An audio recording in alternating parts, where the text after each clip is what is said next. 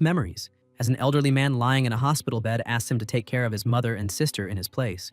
A woman holds something in her hand and says that today she made his favorite dish, an omelet. She has started a new part-time job, so there is no need to worry about money. All he has to do is focus on his studies. The child comments that the candy is very good. At school, someone steps on his food and says that Shuichi really dared to show his face there. People beat him and say that a weakling like him, trying to play the hero for some girl, is 100 years too early. A girl tells him that he should not anger them or worry about her. Just take care of himself. A truck keeps moving until the boy realizes too late and is run over. The protagonist, lying on the ground and gravely injured, wonders if he's going to lose his life and can only think of his mother, wishing that she would forgive him for not being able to protect her. Shuichi thinks that if there is a next life, he swears that he will protect those he loves with his own hands. And as he remains sprawled on the ground, blood flows across the pavement. On another day, on the magical continent of Arcanus, someone at the altar announces that today they will conduct the annual divine blessing. Children under the age of 6 will offer their most precious possessions to the gods, and if the offering is accepted,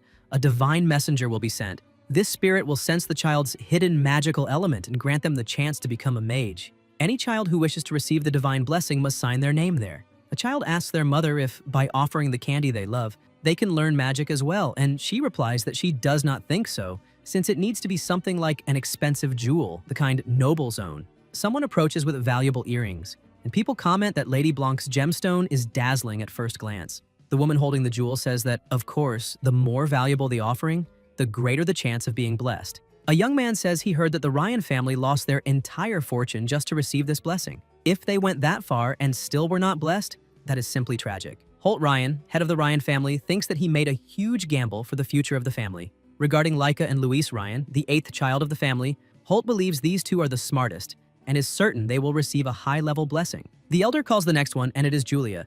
The child offers a crown, light is emitted through a magic circle, and they ask whether that is the blessing of Kahai, the god of thunder. A light moves around Julia and a voice says it is level 7. It has been 12 years since they last saw such a high level. It is an incredible talent they have been chosen. The Ryan family comments that it is an incredible talent and that they themselves have been chosen. Julia remains standing at the center of the magic circle, but she notices something and becomes confused. A voice adds that, thinking about it, the offering was the crown of the Thunder Trail, but it does not believe that this is valuable enough to cost the Ryan family their entire fortune. And there is still another child. That legendary treasure is obviously what will be offered. Ryan straightens his son's clothes and says that he is next. The subordinate opens the box and Lucas takes out a weapon. People look on in shock as they see demonic energy emanating from the sword and ask whether it is the progenitor of magic, Vulcanus, the god of fire. Julia cheers for her brother and tells him to do his best. The elder watches and thinks that to offer something so valuable, the head of the family is truly betting everything he owns on that boy. A light envelops the sword, the sky changes color, and people say they have never seen anything like it. The head of the Ryan family wonders if that is the maximum possible level, level 9. An extremely powerful energy erupts around the boy. The sword begins to float, and above Lucas's hand, intense flames appear and climb up his body. The sword begins to disintegrate, and after that, still in the same place, the sky returns to normal. A voice asks whether the blessing has ended and where the divine spirit is, and people say to look at the altar. Lucas is still floating, wrapped in energy until something falls and the child falls with it. Julia cries intensely and runs toward him with the family. The parents ask him to wake up and ask how that happened. The elder states that the god rejected him and that Lucas was abandoned by the progenitor of magic. A butterfly passes by. In the realm of volcanoes, voices call him cursed and question how the Ryan family dared to offer the very power that nearly destroyed him. That blade still carries the mark of when it struck him, and he will never forgive this. A floating miniature exhales smoke, and the god of 10,000 flames says they should be grateful that he merely burned that child's soul into ashes. The miniature comments that it seems a soul from another world escaped into the child's body and asks whether it should burn that as well. The god of 10,000 flames replies that it is not worth wasting time extinguishing an insect from an external world, and that now they will take a look at that offering. The flame miniature says that the piece is truly beautiful. Someone stands amid the lights and an intense radiance begins to be emitted. In the realm of the martial god and the celestial source, someone with red hair emits light from his eyes. Another individual with something bound to his ankle leaps over a circle and a powerful aura is released around him. A voice calls him the source of power that governs the world and asks whether he intends to block the path to a higher dimension. A monster stares at him, opens its enormous mouth, releasing overwhelming sound and power, and then smiles. The red-haired man advances and throws a punch, opening a massive hole in the monster's body. Then an even more terrifying power is released, and the red-haired man remains standing as he completely destroys the enemy before him. A light appears in front of him, The red-haired man smiles, and a voice comments that that source of power is nothing special. The red-haired man notices another light shining, calls it Lord Martial God, and asks the accompanying spirit why he is being obstructed, saying that he feels his former partner Reku has just been destroyed. He questions what the hell is happening on the continent of Arcanus, and recalls that 1,000 years ago martial arts were superior to magic, asking whether now that damned fire god Vulcanus is the one being worshipped. The fairy replies that if he were not so obsessed with martial arts, that pathetic little god would never have gone so wildly out of control. The red-haired man says that even without her saying it, spreading the path of martial arts is already a burden heavy enough for him. Flames ignite, and the fairy states that she has no interest in nurturing him, but has the duty to pass the path onward, saying that a tiny being like him must devote himself constantly to training. A voice echoes, thinking that he can hear it, and wonders whether he has not just lost his life, and what that is. Several men are gathered around looking at someone's face. The boy remains expressionless, and the men say that his name is Mars, the martial god, and that he will grant him the blessing of the martial god. The child is lying on the bed, still somewhat disoriented. Winged creatures say that his name is Mars, the martial god, and that he will grant the blessing of the martial god. The fairies enter his eyes, and the system notifies the granting of the martial god's blessing, level 9. The level cap for martial arts has been removed. Lucas supports himself with his hand on the ground and asks what that was just now. A level 9 martial god? Talking about spirits? Everything seemed completely fragmented. Shuichi in Lucas's body wonders what the hell is going on and thinks that this should already be over. After all, he was just run over by a truck. So why is he still alive? The protagonist begins to access some of Lucas's memories and wonders whether the gods are simply playing with him. He concludes that he is reincarnated in a world of magic and wonders how a child abandoned by the gods can end up in that situation, because that way the clan will certainly disown him, making that life even worse than the previous one. Shuichi thinks of his mother, Azusa, believing that they will be safe now. He also wonders about the martial god's blessing, since he does not even know what the hell martial arts are. A lollipop falls to the ground. Shuichi looks at it and Julia approaches, crying heavily, hugs him, and says that he woke up, stating that she heard Jeremy and the others saying that he would never awaken again, which left her extremely worried.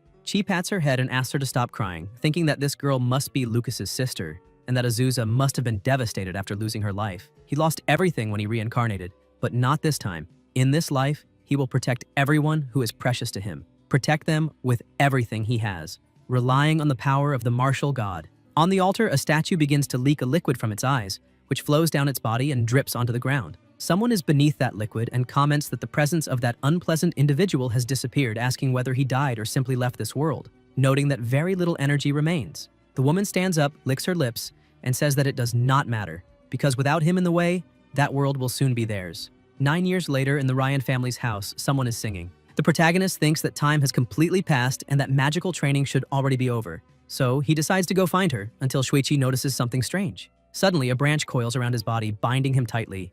Chi thinks that only one person would do something like this: Jeremy, the fourth son of the Ryan family, a magic student with a level 5 blessing, and Lucas's half-brother. While Jeremy says with an arrogant smile that they have met again, the boy abandoned by the gods. The maid beside him asks whether he had not already been expelled, and Jeremy replies that he already warned before that the courtyard is reserved exclusively for the family's mages. The roots tighten even more around the protagonist's body, and Jeremy, still smiling, comments that maybe he will learn his lesson if a few of his ribs are broken. Shui starts shouting, saying that his sister is finishing her magic training and could come back at any second, and that if he wants to be fried until crispy by her lightning, he can keep going. Jeremy calls him a coward and says that if he had not been practically driven away, he would not be hiding behind his sister as if he were afraid of a mere little lightning bolt. In the next instant, Jeremy is struck by a violent bolt of lightning, burned and thrown to the ground. Julia approaches wielding her staff and coldly says that if he intimidates her brother one more time, she will not be gentle next time. She shoots Jeremy a furious glare and tells Chi that she will remove those vines right away.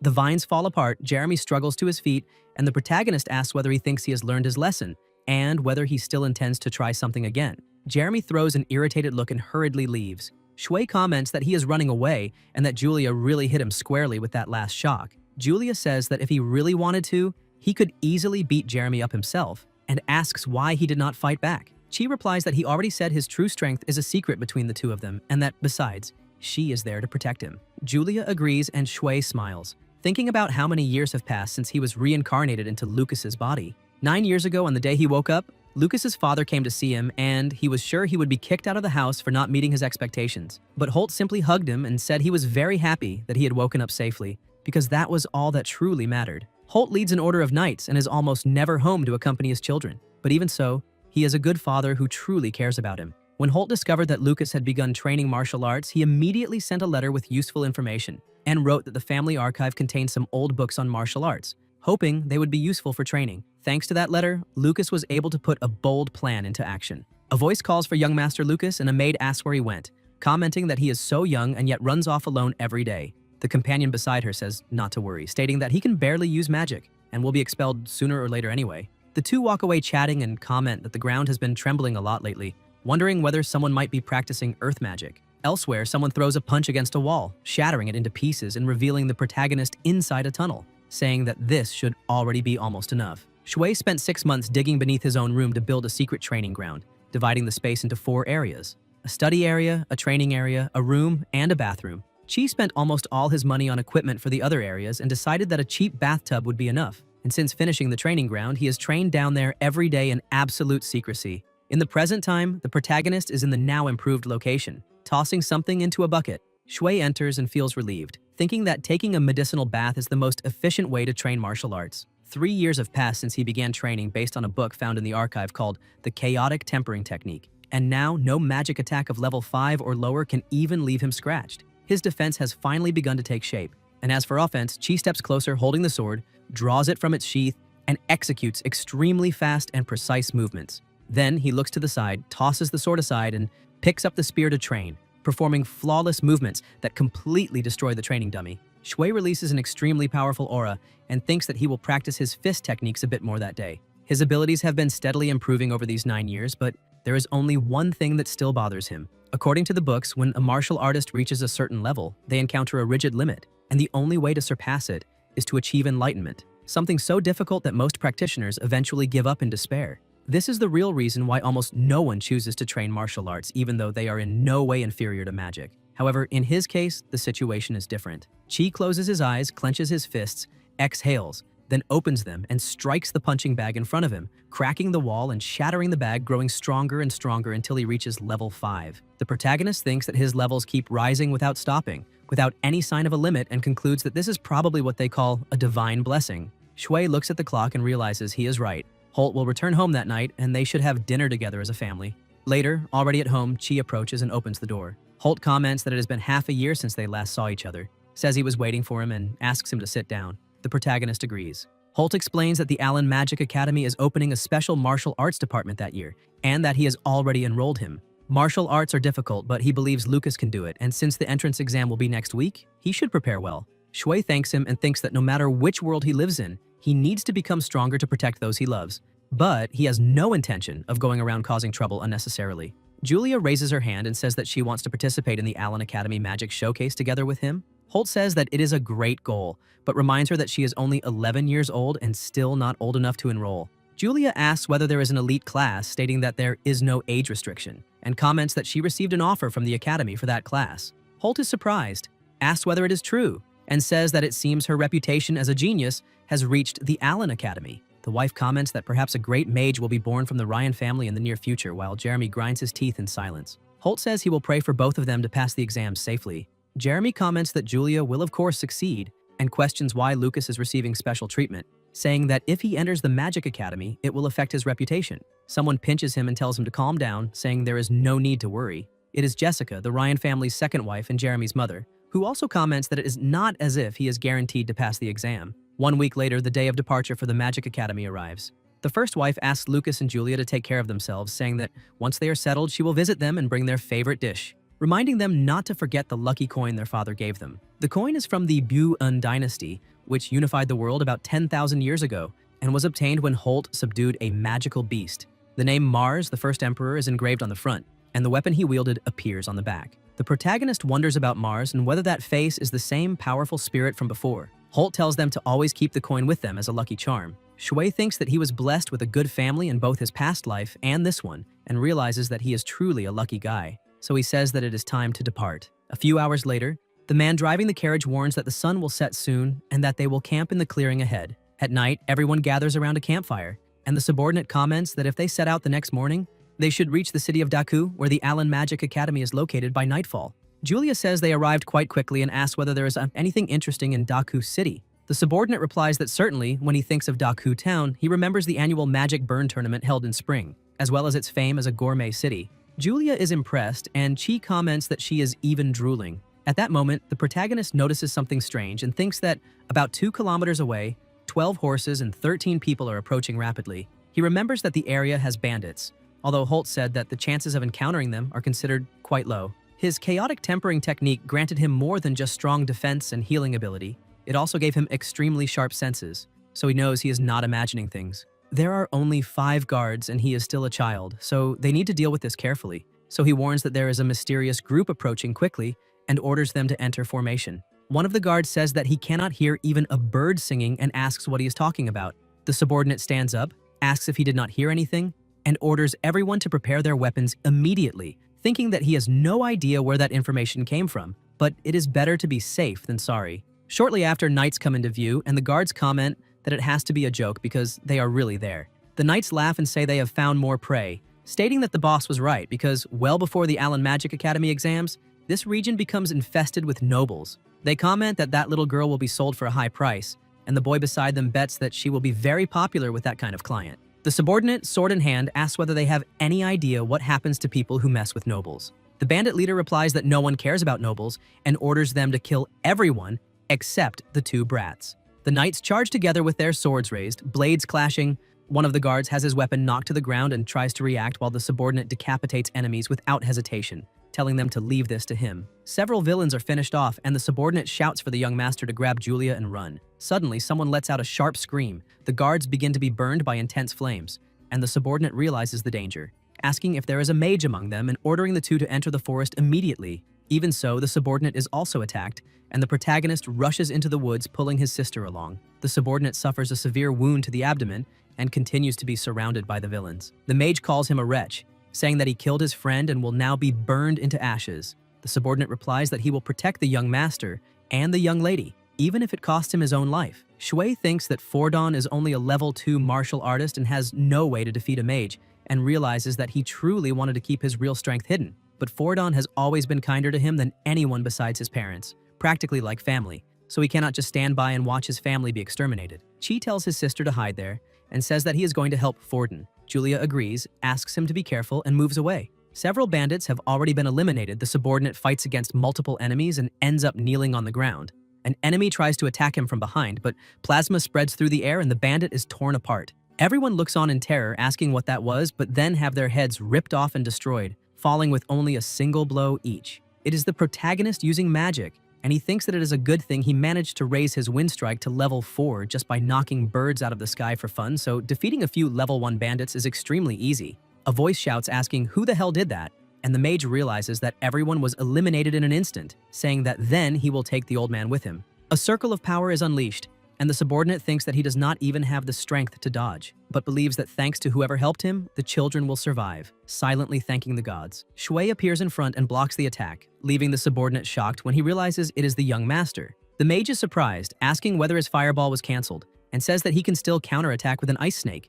Chi approaches at high speed and states that this is already over. The protagonist attacks and completely destroys the mage's body. The subordinate is stunned, asking how he did that, thinking that a boy instantly eliminating a high-level mage is unprecedented, and comments that he really seems to have talent for martial arts. At that moment, they notice something behind them, a gigantic and grotesque monster that emits a terrifying sound. Shui stares at the creature and thinks that he cannot let his sister see something so horrible. He needs to end this as quickly as possible. The protagonist charges at the monster with overwhelming power, and pieces of the creature are sent flying through the air. Shui stops for a moment until the monster releases chains binding the already finished bodies.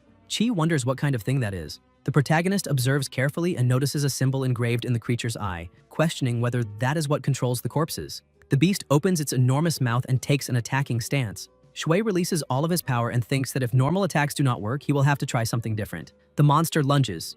Chi clenches his fists and attacks with full force, striking directly at the eye with the symbol, causing a devastating impact. An extremely intense light spreads, and the monster begins to disappear, being completely burned away by the protagonist's power. Shui sits down on the ground, exhausted but relieved. Julia runs to him, hugs him tightly, and asks if he defeated all the villains, saying that he is incredible. The subordinate, still dazed, tries to understand what just happened. Soon after, still in the same place, horses neigh and someone appears riding one of them, a woman with her mouth bound. Elsewhere, in a gloomy atmosphere, a woman drinks a dark liquid and asks whether number 44 was eliminated and who managed to do it, saying that restoring her own power is now the highest priority. At night, still in the forest, Julia asks if her name is Maya Rasta. The subordinate comments that he feels he has heard that name somewhere before, and Julia says she has the same impression. The protagonist explains that this is because the Rasta family and the Ryan family are two noble houses that live near the city of Daku. Julia then asks how Maya ended up being attacked by those bandits. Maya, with tears in her eyes, replies that a few hours earlier,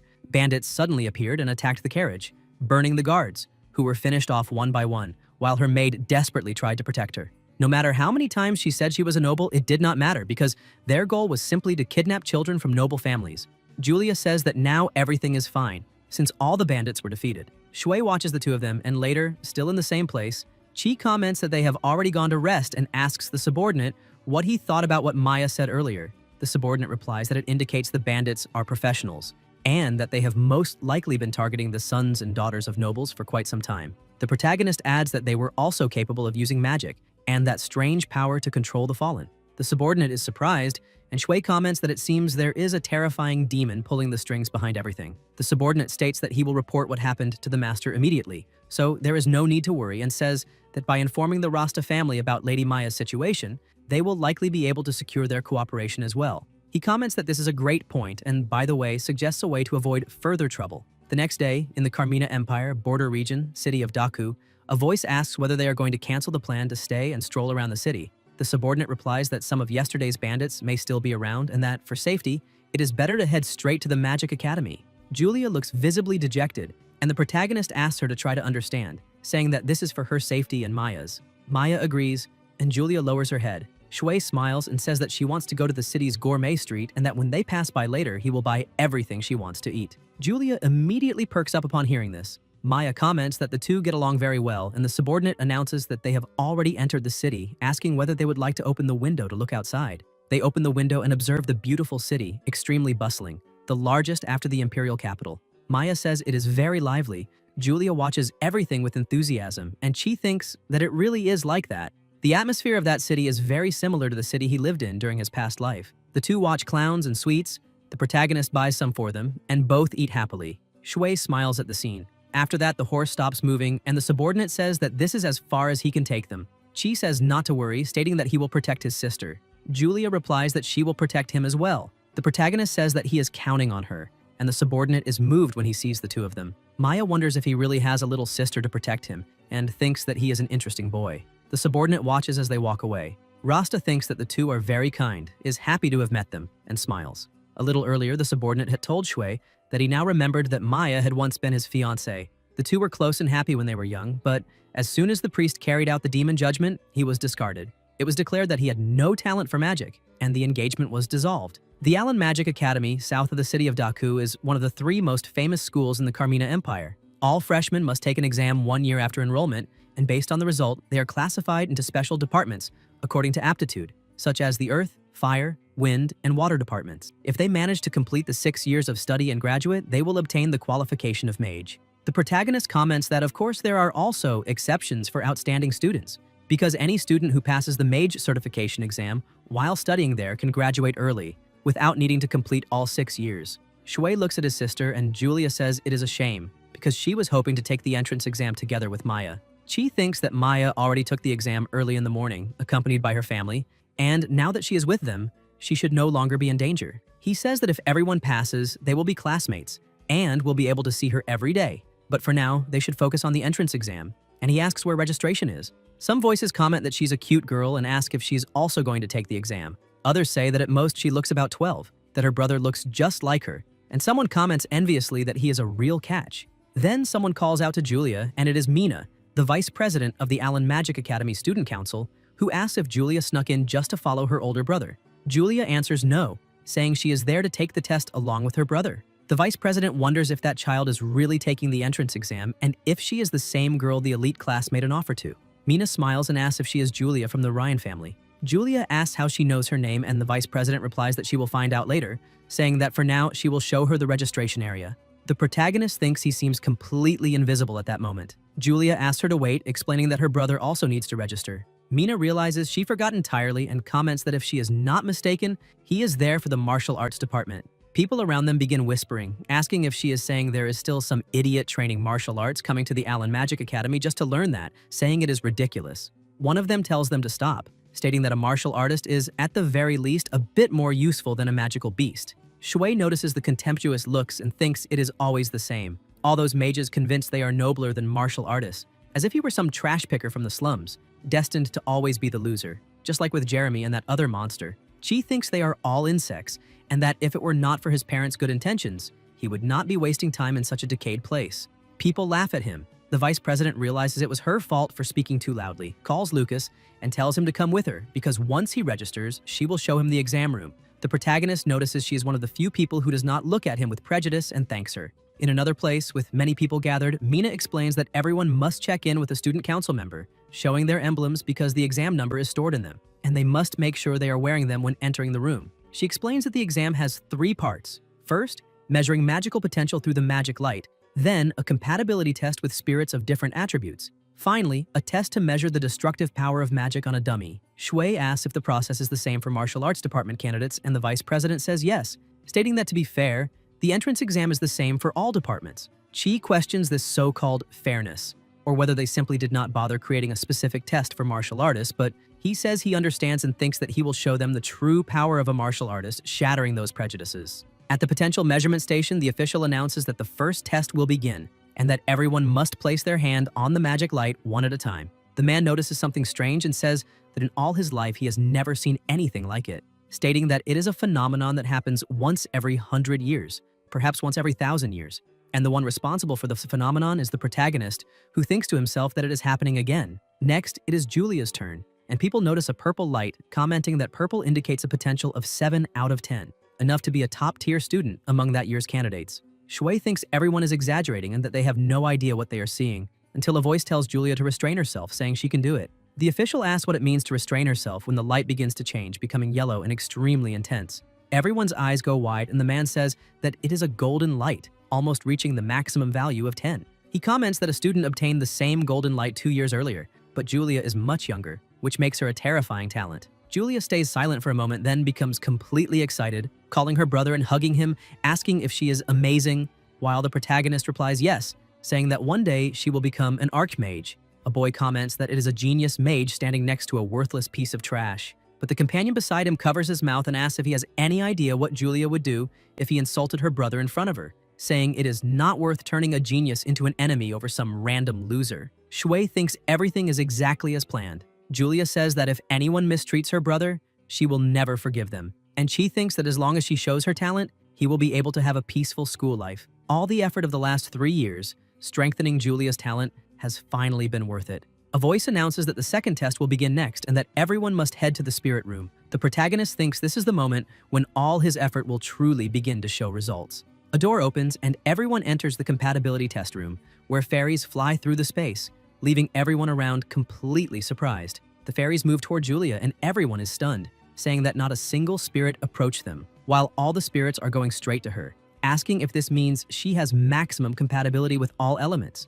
The protagonist smiles and thinks this is great, because his personalized skill is steadily increasing Julia's potential. She's still only level 2, but that is already more than enough to pass the entrance exam. A voice announces that Julia's compatibility score is 9.6, the highest among all candidates.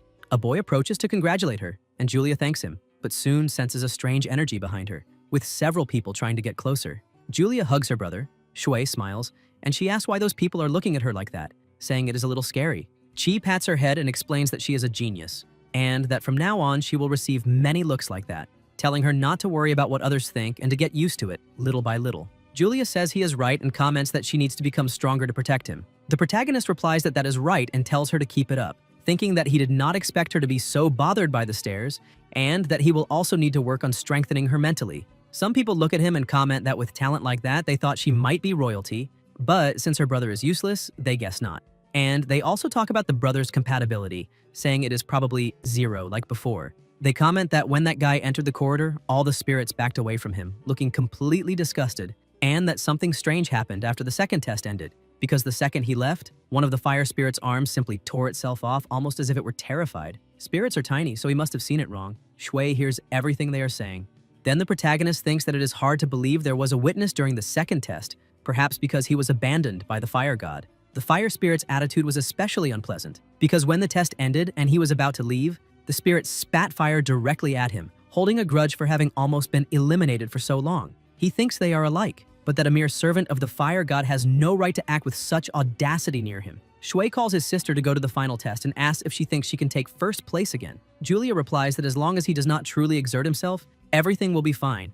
Chi says he will not take it seriously, that he plans to let her protect him, and asks if she remembers. After some time in the destructive magic test, there are metal dummies. Some people comment irritably that the genius girl took first place and say they will vent their stress on the dummy, asking whether they really think that genius can break it, claiming she has no chance. A voice explains that the dummies are made of a special metal with a defensive enchantment and can withstand any attack below the curse level, adding that a child her age is incapable of unleashing an attack at that level. The protagonist thinks that the mannequin looks quite sturdy, a good opportunity to test his level 6 abilities, and reflects that being able to use expensive equipment is one of the advantages of studying at such a school. Someone tells people to stop pushing and get in line, saying the rule there is clear: those without talent go to the back and need to get out of the way. The girl who cut in line casts a terrifying glance, making the woman in front of her flinch, widen her eyes, and feel her heart race.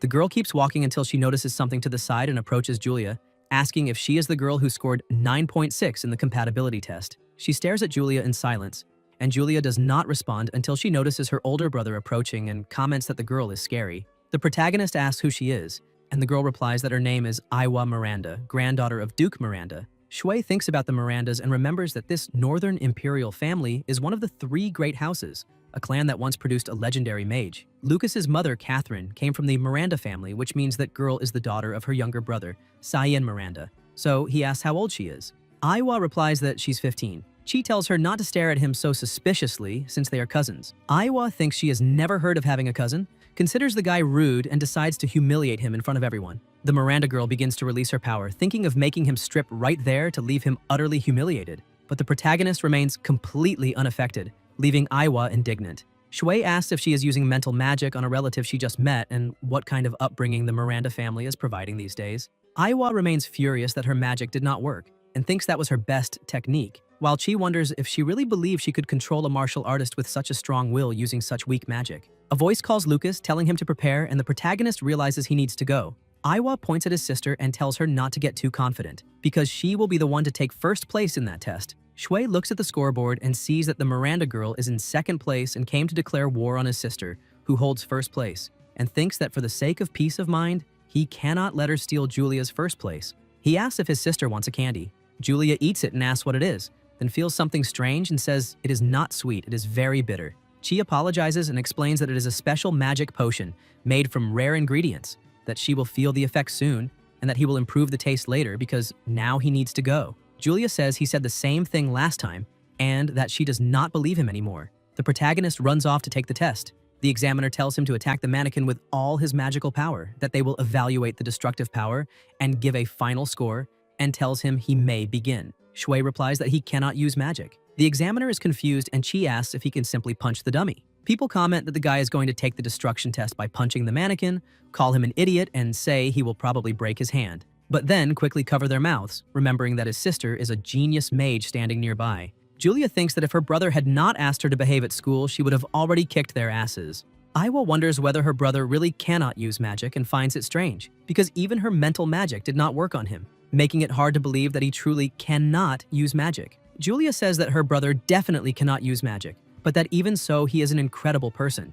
and thinks that, besides, no one in the world has the right to mock him. Iwa believes there is a clear limit to a martial artist's strength and that Julia is probably being deceived by her own brother. Then, suddenly, a huge explosion echoes during the test. Iwa looks on in confusion and shock, asking what just happened. 2 minutes earlier, at the moment of the test, the protagonist asks whether a single strike is enough. The examiner replies that it does not matter how he attacks. Shui says he understands and that he will attack, thinking that his martial arts ability grows exponentially every 3 levels, and that his strongest technique, Flash, received an absurd speed boost at level 2. Now that he has reached level 6, its power should be on a completely different tier. Chi moves in an instant, rushes at the dummy, and at the moment of impact sends it flying, causing a violent shock that completely destroys it. The smoke clears, and Iwa realizes in astonishment that that speed is comparable to high-level wind magic, and that the dummy glowed gold, which means the attack reached the curse level. She thinks she might be the only one there capable of perceiving Lucas's true strength. and from his behavior it is clear that he is hiding his real power. The examiner comments that he got lucky, saying that this is the first time in over a decade that a dummy has been destroyed and that he will simply grant a perfect score. The protagonist thanks him and asks if he should help collect the destroyed dummy, but the examiner replies that it is not necessary since it is far too heavy and will be moved with magic. Julia watches everything on the screen and becomes extremely excited. Shui thinks that he managed to avoid a 0 and still hide his true strength, even thinking that he should thank those who underestimated him. As the tests continue, fewer and fewer students pay attention to Lucas's destructive power, while everyone becomes completely focused on his sister's magic. Julia releases a frightening aura around herself, channeling magic through her staff and creating intense pressure in the surroundings. She casts Lightning Descends, and a devastating attack comes down with overwhelming force. A voice comments that it is a red lightning bolt, the second most powerful, surpassed only by the maximum level Golden Lightning, and that it is no wonder lightning magic is considered the best for direct attacks. They say it is unbelievable that this is the power of an honor student and that they would be satisfied if they could reach something like this by the time they graduate. Some comment that just watching makes their bodies tingle, unable to remain standing. Julia receives 9.5 points. After that, she leaves the arena and runs to her brother, saying that she used Lightning Descends and that a red lightning bolt simply fell from nowhere, leaving her completely frightened. Before that, even giving it her all, she could only conjure purple lightning, and that attack even made her own body feel more active than normal, which was strange. The protagonist only smiles, thinking that he gave her a potion capable of temporarily increasing magical power, but decides not to tell her that. In this world, both mages and martial artists have their own crafting methods. Mages brew potions, while martial artists refine elixirs. Magic potions require specific means to be ingested, but refined elixirs can be absorbed directly by the body. In the past, many powerful elixirs existed, but this art was abandoned because refinement is extremely difficult. Nowadays, almost no martial artist can create the Mage Essence Elixir, the one that increased Julia's power since it requires a martial artist at level 6 of refinement. At present, besides himself, there is only one other person capable of this, the only level 9 martial artist, the Minister of the Martial Ministry, Duke Retsuzan. It is said that even the greatest mages bow before the Duke, begging for this elixir. If anyone discovered that he could also create something so valuable, it would cause enormous trouble, so this secret must be kept at all costs. Later, in another place, birds sing, and Julia asks if it is not over yet. Shui replies that there is only a little left, and that as soon as the class assignments are posted, they can return to the dormitories to rest. Someone calls out to the two of them, and it is Mina. They ask what she is doing there, and the vice president replies that she came to announce the initial assignments, saying that both of them placed first, Julia in the elite class, and Lucas in the martial arts department, and she congratulates them. Julia asks if she really got first place in the elite class and says that it is incredible since she managed to enter the elite class. Chi says that she is amazing and comments that he is counting on her. Mina asks if there is any department she would like to enter next year. Julia asks about the departments, and the vice president explains that there are 5 special departments: Earth, Fire, Wind, Water, and the Special Department. 1 year after enrollment, all students go through tests and are assigned to a suitable department. Julia asks if, based on her attributes, she would fit into the Wind Department, and Mina replies that it is perfect, saying she will be waiting for her in the Wind Department. The protagonist thinks that she is already working hard to identify talented people. The vice president says she will take Julia to the girls' dormitory. Julia says goodbye to her brother, and Shui tells her to take good care of herself, thinking that he himself will probably head to the martial arts department. People look at the scoreboard and comment that among that generation's freshmen, first place belongs to Julia, exactly as expected. All the other freshmen look like mere extras compared to that genius, which is unfortunate for them. Aiwa watches in silence and thinks that she lost by only a little, swearing that one day she will take first place and that the two siblings should wait for that day. Elsewhere, the protagonist thinks to himself that he already knew the martial arts department was not exactly a priority for the academy and wonders whether people can really live there since the place looks like it is about to collapse. The building in front of him is old and dirty. Shui enters and thinks that at least a place like that will be quiet and that he will finally be able to have the peaceful school life he always wanted. A young man approaches and asks if he is Lucas, the student who took first place in the martial arts department. He says his name is Kai Taroy, that he is also part of the same department, and that it is a pleasure to meet him. The protagonist greets him and keeps walking. Kai asks if it is true that he punched the mannequin and sent it flying, saying that it was incredible, and Shui replies that it was just luck. An elderly man appears and says that his room is on the 2nd floor, handing him the key. Taroy comments that they will be in the same room. The two walk down the corridor looking for the room and see other people there. When they open the door, a boy introduces himself as Collins and says it seems they will be roommates from that day on, while the companion beside him comments that he looks smart and pleasant. Kai looks around, clearly frustrated, and asks what the hell that room is. Taroi covers his nose and says it is worse than a pigsty, asking if he really has to stay in a filthy room like that. Some people look at Lucas and think that he is handsome and clearly a germaphobe. Kai raises his hand and says he will give that coin to whoever cleans the room. Collins and his partner immediately start cleaning, and the protagonist thinks that this is typical of the heir of one of the 3 great noble families of the imperial capital, after all. It is not like he himself would be forced to live in a dump like that. Taroi comments that this is the famous Allen Magic Academy, and that he is sure the living conditions will improve over time, and Shui agrees. Kai says that it looks more like a cell until a spider almost lands on his shoulder. Taroi is startled and moves quickly, saying that if he keeps complaining like that, the student council might end up dragging him away. A voice praises the good work. Shortly after, still in the same place, the room is completely clean. Kai hands over the reward and says that from now on, as roommates, he will protect them. They take the reward, and Chi thinks that, although he is arrogant, he cannot bring himself to hate him. An elderly man enters the room and says he came to deliver the uniforms. The entrance ceremony is about to begin in the hall, so everyone needs to change and go there. Taroi complains about the uniforms, saying they are bad and torn, and that if he wears that, he will look like a vagrant. Collins and his partner think they are not that bad. The protagonist says this will be explained at the entrance ceremony, but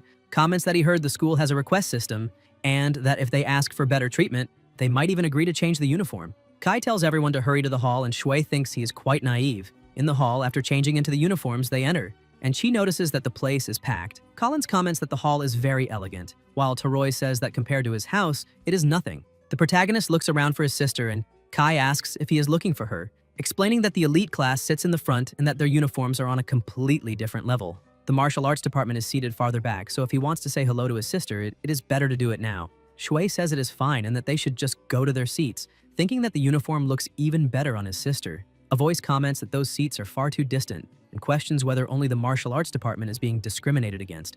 Chi sits down and notices something beside him. The candles light up and someone on the stage releases an impressive power through his hand. His fire molding level is 6. And the young man wreathed in flames says that everyone should feel honored, because on that day, he himself, the president of the student council and future great mage, the one and only Theodoro Folomel, will present the school's point system. People comment that he is incredible, that his aura is oppressive, a level 6 mage even before graduation, a true genius, making hearts race. The president explains that at that academy, the point system is the foundation of almost everything. Magical skills and rare books, tamed magical beasts and precious materials, even the guidance of great masters, any imaginable learning resource can be obtained using points. There are many ways to earn them, but points obtained from common jobs are extremely low, only 1 to 5 per hour. It is far more efficient to participate in department events, and for senior students to guide freshmen, that moment was an excellent opportunity to earn points. The protagonist thinks that this is what it was all about. Theodoro adds that, in addition, by becoming a member of the student council, one receives a stable monthly income of points. And finally, although it involves some risk, there is also monster hunting. Behind the school lies the magical Beast Mountain Range, famous for being infested with such creatures. By hunting them and turning in the materials, students receive a corresponding amount of points. Shui thinks about the magical Beast Mountain Range and wonders if that is not practically a training ground made to measure for him. A few hours later, already in the room, the candle goes out. The protagonist leaps out the window and thinks that, thanks to the tranquility incense, his roommates are sleeping deeply and that he can finally head to the magical Beast Mountain Range. The martial arts department building is at the back of the campus, and right behind the dormitory is already that dangerous region, making Shui wonder what it means that the magical Beast Mountains are so close. Chi crouches and leaps, moving rapidly through the air. He approaches a monster, grabs the horn of a beast, and hurls it away, causing a massive impact and ripping the horn from the creature. Shui comments that it is a black-horned giant frog whose horns are poisonous and widely used in the preparation of magic potions, and should yield a good amount of points. Chi thinks that he heard the Allen Magic Academy has some legendary martial arts books in its archives, and that he needs to accumulate enough points to obtain the skills said to have been used by the martial god himself. It is not the time yet, so he first needs to locate more monsters. The protagonist activates his ocular ability and observes the surroundings. Detecting a level 1 rat, Shui immediately rushes toward it and eliminates it. Next, Chi defeats a level 2 bat and then a level 3 panther with violent blows. The protagonist comments that it was a great haul, obtaining useful materials to refine elixirs and items that can be exchanged for points. But even so, everything is strangely quiet, with almost no traces of other magical beasts. Shui wonders if this means that a powerful being is living nearby. Chi stands still, focusing until he notices something. His ability reveals the path and location of the monster. The protagonist smiles and says that he found it. Shui moves quickly and thinks that, about a kilometer away, the monster has also already noticed him. Inside a cave, Chi lands on the ground and comes face to face with a terrifying creature. It is a level 6 ice and fire wolf. The protagonist smiles and says he understands. It makes sense for it to be so territorial. The wolf roars. Shui clenches his fists and charges. The beast releases its ability, freezing his hand, and seems to smile arrogantly. Even with his fist frozen, Chi strikes it with full force, shattering one of its teeth and sending it flying. The wolf falls to the ground, and the protagonist comments that if he had trained more, he could have ripped off its leg. He tells the wolf to get up and asks if it still is not over. The wolf rises and begins releasing flames, causing a violent explosion and a suffocating pressure all around. The attack is brutal. The wolf howls and Shui appears behind it, with his fist clenched once again, striking the enemy squarely. The wolf spits plasma and is sent flying, crashing to the ground again. Chi notes that the creature has ice and fire attributes and comments that controlling two opposite elements with such freedom is extremely powerful. The wolf snarls, widens its eyes, and the protagonist asks what kind of rare magical creature it is. The wolf reacts as it realizes he's getting closer and closer and begins releasing the energy of both attributes at the same time. Shui moves in, starts absorbing it, and wonders if what he is feeling is steam. The smoke dissipates, the wolf gets up again and tries to flee. Chi moves in an instant and says he will not let it escape. The protagonist reaches out, grabs the wolf's tail, and slams it into the ground once more. Shui thinks fighting a magical beast of that caliber is perfect, and that this thing must be worth an absurd amount of points. The wolf seizes a moment of distraction and attacks him, slamming him into the wall. Chi steadies himself and takes an attacking stance. The wolf begins releasing flames continuously. The protagonist dodges, but the creature presses on, forcing him to duck. Shui counters with a heavy strike, triggering an explosion, clenches his fist, and begins throwing consecutive blows without giving it room to react. The wolf raises its paws, lifts itself up, and opens its mouth, releasing two spheres formed by its two attributes. Shui watches closely and wonders if that is a beast core, remembering that in that world some magical beasts have an internal core, a rare material that concentrates all their power. If a single drop of human plasma touches the beast's core, it becomes that human's tamed beast. Chi asks if it wants to become his tamed beast, saying he accepts. He thinks that not even mages usually possess a level 6 beast, but that creature does not seem very intelligent, since truly strong magical beasts are proud and rarely submit to a human. The protagonist cuts his finger, lets his plasma drip onto the two cores, and returns them to the beast. The wolf swallows them. Soon after, someone calls him master. Shui is confused and looks around until the wolf says it was him who spoke. Chi realizes he can understand what it says and replies that from now on he will call it Ul. He wonders if that means that territory belongs to Ul and now also to him, and whether it has any good loot accumulated from hunting. The wolf senses something, approaches, and says its treasure is over there, then starts walking, indicating the way. The protagonist smells something strange and notices a complete hide from a level 6 magical beast, bones from an iron snake ape, and even gemstones, realizing it is a true treasure. The wolf asks what he is doing because that treasure has been there for a long time. Shui looks more closely and thinks that all the beast cores there are level 3 or higher, with even 2 level 6 cores. The wolf comments that it already ate all the water and fire attribute cores. Chi remembers that for a beast to level up, it needs to consume the core of another beast of equal or higher level, which means Uol defeated at least 2 opponents as strong as itself, something far from simple. Chi says it did a good job and gives it a reward. The wolf swallows it and feels something different. The protagonist explains that it is a healing potion that works on magical beasts too, saying it can recover while guarding that treasure. The wolf replies that its first mission can be to stay with him. Shui looks to the side and smiles. In the classroom of the building, Chi enters yawning, thinking that he ended up staying up all night, but thanks to the sleep incense, he's not really tired. He tries to estimate the value of the treasure he obtained, but Ul keeps drawing his attention. Hours pass and no teacher appears. The students begin asking where the teacher is and whether he should not be present for the first class. Kai comments that it is impossible the administration forgot to assign a teacher to the martial arts department, and the protagonist agrees, saying that cannot be happening. Then someone approaches, a bottle falls to the floor, and a voice complains that he drank too much. A dry thud echoes, and the students look over in surprise. The man introduces himself, saying he is Shigart, the person in charge of the martial arts department, and states that class is about to begin. Shui feels a bit awkward. The teacher writes his name on the board, opens a book, but does not say a single word. Kai looks annoyed and asks if that guy is really the teacher, saying he does not look like one at all. A strange sound echoes, and Teroi asks why he suddenly screamed. Chi says he has no idea and just smiles, thinking the teacher is probably a level 5 or 6 martial artist. The teacher then says that from that moment on, no one is to speak without his permission and begins roll call, calling names like Tishy and Lucas. Shui thinks he has seen that girl at the entrance ceremony, remembering that while everyone else was joking around, she was the only one sitting in silence, which left a strong impression. Shigart closes the book and says, "It is great, everyone is present." He announces that today's class is and then admits he forgot the books, so he is appointing Tishy as class representative to go to the office and fetch them. Tishy asks if it is really her, and the teacher confirms. Kai immediately stands up and asks him to wait a minute, saying the class representative should be chosen fairly, with candidates competing for the post, and that, with his family background and his skills, he would show he is the most suitable. Taroy is struck before he can finish, and Shigart asks whether he did not say no one should speak without his permission. He adds that once the books are distributed, everyone is to study on their own for the rest of the day. Tishy replies that she understands and thinks she just passed the entrance exam and has already been chosen as class representative, so she needs to take advantage of this chance to change her fate. Kai, with a bump on his head, complains that that bastard is abusive. The protagonist comments that there is definitely something strange about him. Taroy suggests they complain to the school administration to get him fired, and Shui observes that from the way he shifts his weight, he likely suffered a serious injury in the past, wondering how strong he was before he got hurt. Chi says he never said anything about complaining. Kai asks if he still calls himself a man. Chi thinks someone that strong is interesting and that this might be more fun than he expected. A few hours later, in front of the cafeteria, Taroy complains that all they got was self-study because of that irresponsible teacher and asks if it makes sense to choose a class representative on a whim, saying he is the worst. Julia calls out to her older brother and the protagonist asks how her first day of class was. Julia replies that the teacher is super nice and even encouraged her, saying she should try to become class representative next week. Kai comments that the class representative is always chosen a week after classes start. Julia asks if they already chose one for the martial arts department, and if it was him. Shui replies that no and says they should go have lunch, because he heard the food there is very good. Julia asks if he is serious and tells him to hurry. At the Allen Magic Academy, even meals are part of the point exchange system. New students without points can exchange money for points, but only the first time, and the rate varies depending on the department. A banquet is laid out on the table. Julia says it is delicious and tells her brother to eat too.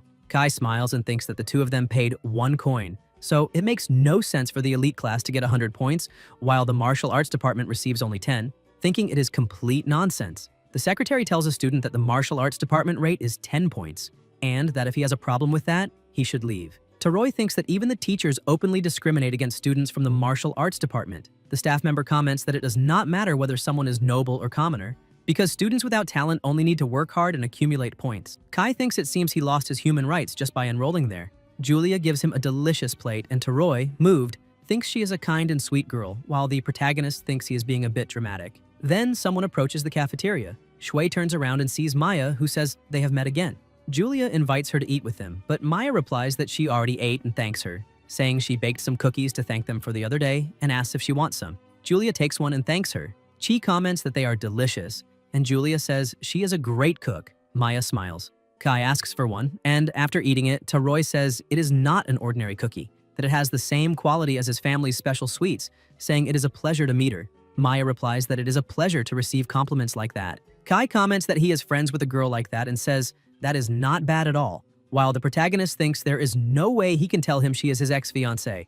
Maya says goodbye and Shui thinks it is exactly as he imagined. The cafeteria is a terrible place for unexpected encounters. The vice president stays very close to his sister and only speaks to Chi when the two of them are together. People keep commenting that the student council president was extremely impressive, and that it even looked like he was using fire magic to fly inside the hall, a real show-off. At the same time, Theodora was hiding somewhere else, saying it was a close call, that he almost lost control of his level 6 magic, and that thanks to that potion, he managed to look amazing in front of the freshmen. In the present, the protagonist thinks he really did find it impressive, until he heard Theodoro complaining to himself after the entrance ceremony. Someone passes by and drops a bottle. Shui looks over and realizes it is the professor from his department, wondering where he is going. Shigart drinks excessively and staggers as he walks.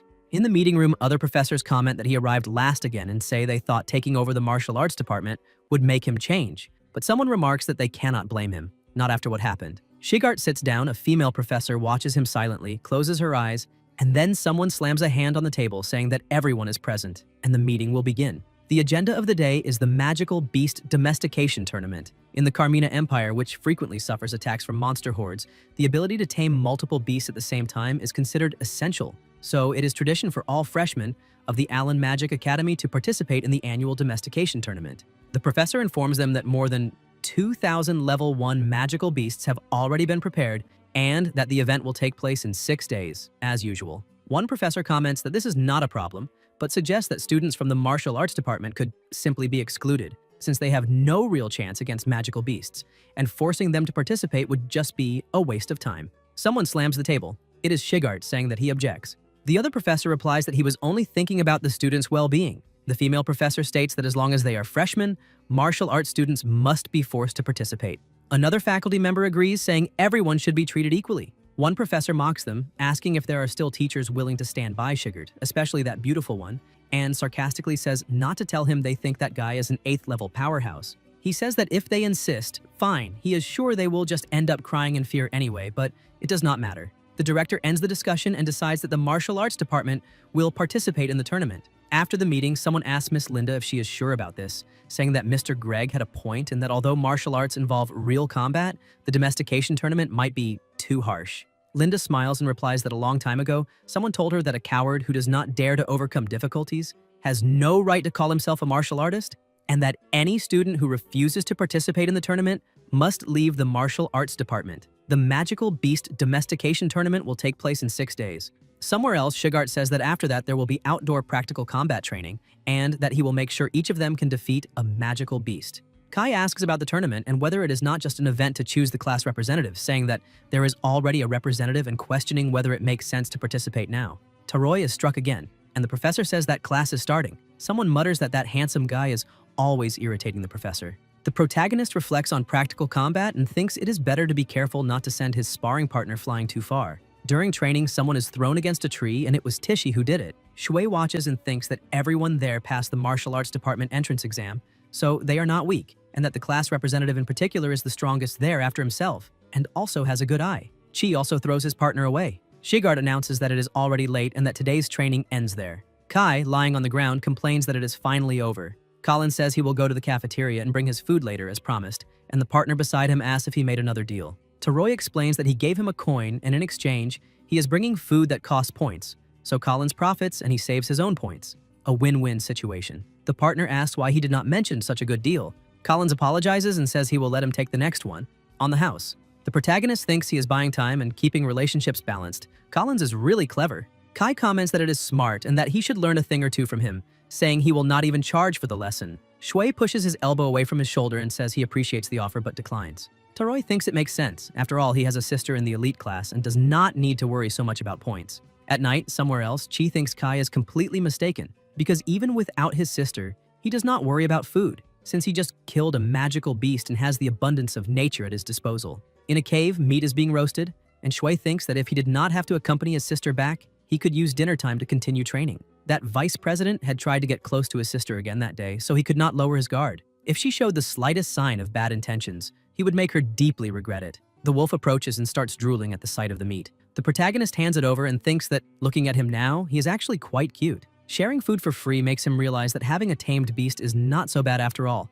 He says that after eating, he will help him train and promises he will not hurt him. The wolf thinks it will not be that easy. Meanwhile, at the Ryan family estate, Catherine is sitting, restless and lost in thought. Someone approaches, touches her shoulder, and asks if she is thinking about the children again. Catherine replies that she cannot hide anything from him. Holt says their classes have probably already started and that if she misses them that much, she should go visit them. In any case, he needs to pass through Daku Town for work and can take her along. Catherine thanks him and thinks she is very happy to be able to see the children.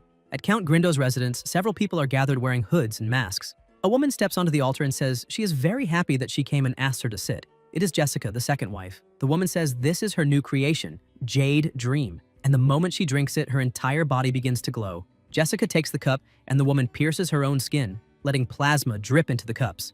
The hooded and masked people drink the plasma. The woman then removes her clothes and says that tonight's game will begin. Jessica watches but does not drink the plasma. Later, still in the same place, the woman asks if an 11-year-old girl destroyed the Black Wind group. Jessica replies that Julia received a level 7 blessing. The woman says she inherited talent from both Catherine and the Mirandas, that those families really do produce talents, but that a mere level 7 should not be capable of defeating them. She asks about her son, stating that he will bear no fruit, and declares that she wants to eliminate Catherine and make her daughter the Baroness. Jessica asks what she should do.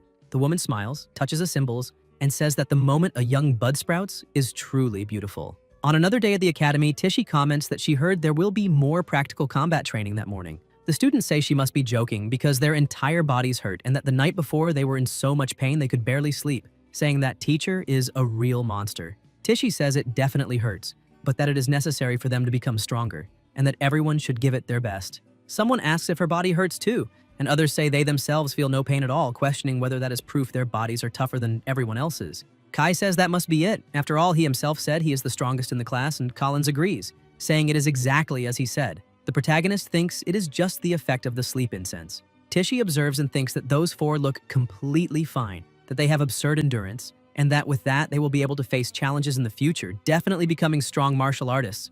Kai tells them to go. When Taroi advances, Shui blocks and counterattacks, sending him flying. Chi advances, and the two start exchanging blows. Kai comments that he is not bad at all, and the protagonist replies that he is not either. Someone watches them from afar, and Shui senses a presence, realizing that someone is observing them. There is an old man at the top of the mountain, and Chi wonders if it is that old man. Taroi tries to attack him again, saying he left an opening, but the protagonist dodges effortlessly. Kai slams his face into the ground and tells him not to look away because they will fight until there is a winner. Shui replies that it is fine. The old man in the distance bursts into laughter. The vice president calls him Director Otani and says that if he is heading back to the library, he should find her there. The director replies that it is fine and that he will enjoy a calm walk back. He thinks that this is a fascinating young man who is hiding his true strength, and realizing that he cannot even fully assess Lucas's real abilities makes him decide that he will remember this name. Several hours later, the protagonist thinks that class has finally ended. The professor taught massage techniques, said they are important, and wanted everyone to learn them, so Shigert demonstrated the technique on Collins. Shui notices that the effect was incredible, as everyone's muscle fatigue disappeared completely. This way, they will quickly forget that only 4 of them were fine that morning, and now it is time to move forward with the new training ground. The first step will be to buy the necessary materials. The magical materials shop of the Allen Magic Academy, one of the 3 great academies of the Empire, has a huge variety of rare products that are not available to ordinary people. The place is enormous, almost like a shopping mall, and as everywhere else in the academy, everything must be paid for with points. The high-quality training dummies offer excellent options, but the prices are absurd, making it seem easy to spend 1,000 points per month there. Julia earns many points, but he knows he cannot keep relying on her. Today's plan is to buy the magical potion to mix into the bathtub. Next time, he will exchange the materials he stored in Uhl's cave for points. At one of the counters, someone is sleeping until a bag is placed on the table and the clerk wakes up. The protagonist says he wants that, and the clerk replies that it will cost 5 points. She swipes the card, looks at his uniform, and thinks he is a student from the martial arts department, remembering that those useless students only receive 10 initial points, so he is spending half of them at once. She confirms the payment of 5 points and thanks him. Then she asks if he really knows how to use all of that and comments that he will regret it if he wastes points like this. Shui replies that he thinks this still will not be enough, so he will probably come back to buy more. The clerk thinks they do not even have potion classes and wonders how a martial arts student could use this kind of item, concluding that this is why she hates dealing with nobles. Later, in a cave, Chi is inside the bathtub and thinks that just because the ingredients are mixed into the water does not mean the medicinal effect disappears. Still, it feels wasteful to throw it all away, but it's not like he can force someone to drink bathwater. A monster watches with its mouth open. The protagonist gets out of the tub, satisfied, and thinks it was great, deciding that he will gather some materials to exchange for points. He does not want to stand out, so he will only use common level 2 materials. Then Shui notices something strange and sees the wolf drinking the bathwater. He asks what the wolf is doing and whether it drank all the water. The wolf lowers its head. Chi says it is fine because that will also strengthen its body. The wolf thanks him and says it also wants meat, and the protagonist thinks that this even solves the problem of wasting bathwater. After that, Shui continues collecting materials and plans to exchange them for points over 3 days, outside peak hours. For now, he hides them near the dormitories and plans to discreetly carry them to the cave that night. The clerk observes the weight and asks if he wants magical help to carry them. Chi replies that it is fine and that he can handle it himself. The clerk thanks him and comments that he is a blessed child. Chi thinks she believes these materials came from his family, and that it helps that people simply make assumptions, especially with the magical beast domestication tournament approaching. The next day, Shigart asks if they are really taking training seriously and reminds them that the tournament is tomorrow, saying they should not treat it lightly just because they hate training. If they do not want to participate, they should quit and go home. Shigart criticizes Kai for lifting his leg too high and leaving himself completely exposed, asks what kind of weak punch that was, and says he would not even be able to beat a girl like that. Taroi responds that he already beat his 3 classmates. Kai is hit once again since the professor always strikes right between the eyes. Shigart asks if the 3 of them are saying they lost to him, and they all confirm it. The professor thinks that this is what makes noble brats so unbearable and announces that Tichy will pair up with Kai. The 2 step forward, and Taroi declares that he will not hold back, saying he will prove with his skills who is more suitable to be class representative. Tichy tells him to go ahead. Kai advances quickly, smiling, and attacks. Tichy counters and the 2 exchange fast, heavy blows. Tichy lands a solid hit. Taroi shouts and tries to rush again, but Tichy stops him and throws him away with force. The students are surprised, commenting that he lost despite having a size advantage, and say they now understand why the professor chose her as class representative. Shigart states that a magical beast will not hold back on them, and that everyone must take this seriously. The protagonist watches and thinks that Kai went all out from the start with no defense, and that Tichy simply identified the weakness and exploited the opening. Tichy asks if he is okay. The professor notices that Kai looks irritated and tells everyone to pay attention, saying that tomorrow each of them must tame at least one magical beast. If they fail, they will be expelled from the martial arts department. This is the last training session of the day with full force sparring until nightfall. Kai tries to say something, but Shui comments that his defense is a complete mess, and that if he can fix that bad habit and learn to aim for the opponent's weaknesses, he will be fine. Taroi says that is not it, that this is the first time a girl has sent him flying, and that her movements were so amazing that he already came up with names for the children he would have with her. Chi wonders if he is a masochist. The next day, a voice announces that the gate is opening and that everyone should enter in an orderly manner. The place is huge, and someone comments on how many magical beasts must be inside, saying that just imagining all those terrifying monsters running around already makes him scared. A boy asks whether the martial arts department will be in the same area as them, and his partner replies that they will just be destroyed immediately, questioning why they even bothered to enter. Shigert says that if he has time to waste on useless thoughts, he should use it to memorize the tournament rules. Someone crosses their legs, and the protagonist thinks he never imagined that old man would actually defend the martial arts students. Shui senses a presence. Kai comments that he is starting to feel nervous, and she replies that if he wants to be fine, he should pretend the magical beasts are the professor. Taroi imagines punching the professor in the face, and in a low voice, the protagonist says they are so weak that it is enough to imagine beating up the professor. Kai says that is a great idea and that he is already getting excited. Shigert thinks he can hear every word they are saying. Shui states that a low-level magical beast cannot break his defense if he concentrates properly, and Taroi assures that he will not make the same mistake again. The professor thinks that Lucas gives some fairly decent advice. On the big screen, a man appears explaining that in this tournament, those who tame 10 magical beasts will receive a perfect score, while those who kill a beast will have points deducted accordingly. The time limit is 10 minutes, and if anyone gets injured, they must immediately call a professor outside the barrier. He announces that the tournament begins now and that the first group of competitors should enter. Julia walks in and asks if that is a spatial barrier, saying that now she understands, because she was wondering how 50 magical beasts could fit inside such a small cabin. Ahead, monsters appear. Julia releases her magic and comments that she thinks the others are all at the back of the cabin, while she chooses a magical beast that looks cute. Lightning strikes are fired at the creature.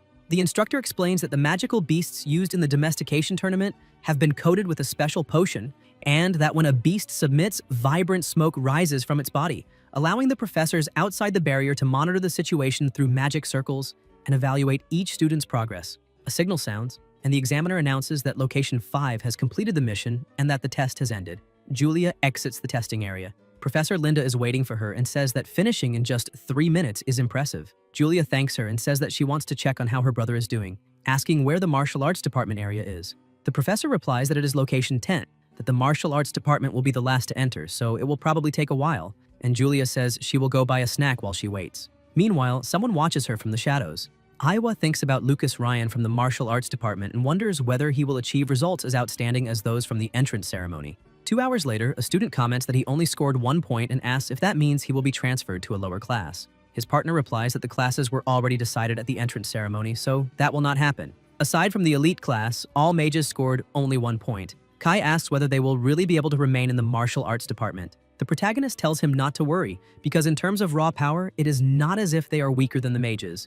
The professor agrees and tells them not to underestimate themselves, explaining that the reason no one has been injured so far is that a level 1 magical beast cannot injure a human. When it comes to physical endurance and close combat, martial artists are stronger than low-level mages, so they need to have more confidence. The students find it strange that he's encouraging them like that. Someone approaches and says they went to check and that it is true, no one was injured. It is Tichy, who adds that most people are just exhausted from having consumed all their mana, and that in addition, she discovered important information. It seems they are using barriers to restrict the beast's movement for safety, preventing students from being surrounded. So if they feel they cannot win, they can just run away and look for a weaker beast.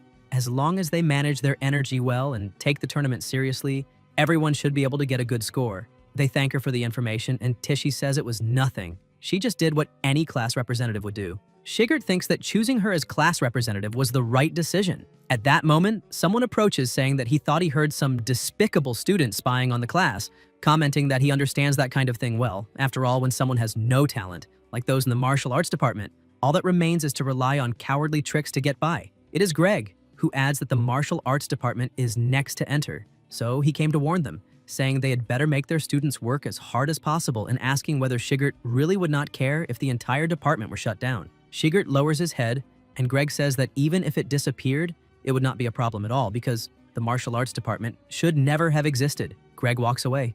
The protagonist thinks that this guy is exactly like the bastards who humiliated him in his past life. Shui stands up and says that since he placed first in the class during the entrance ceremony, he will enter first. Shigart agrees, but comments that if he is nervous, he can let someone else go first.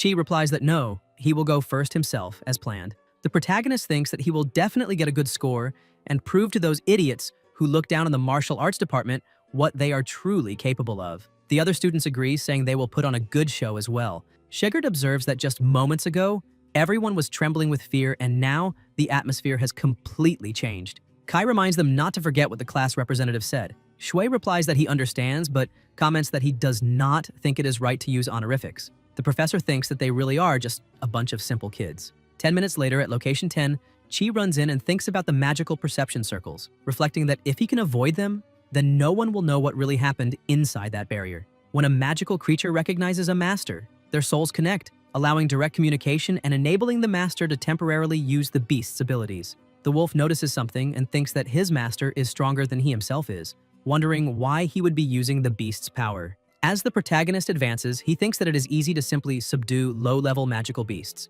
The owl takes flight upon sensing the presence and accelerates even more. Shui thinks that it is a higher-level magical beast trying to flee, until the owl suddenly stops when it encounters something ahead. Chi continues advancing and thinks that if he wants to make it easier for the other students to tame it later, it is better to break its will to fight now. The owl plummets and crashes heavily to the ground.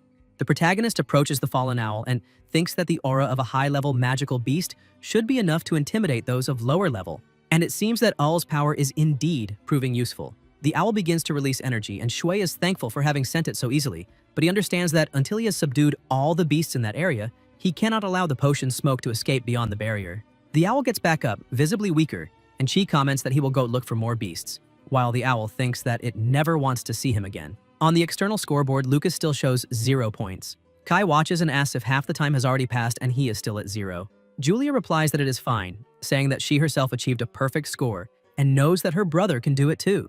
Greg approaches and comments that not even having a single point means he cannot defeat even the lowest level magical beast, stating that this is the difference between a martial artist and a mage, while Shigart remains standing there listening. Julia tells him not to dare mock her brother because he is amazing even without using magic. Greg wonders if she is really defending a martial artist and thinks that the elite class student is just as blind as that professor, saying that she can say whatever she wants because the results speak for themselves.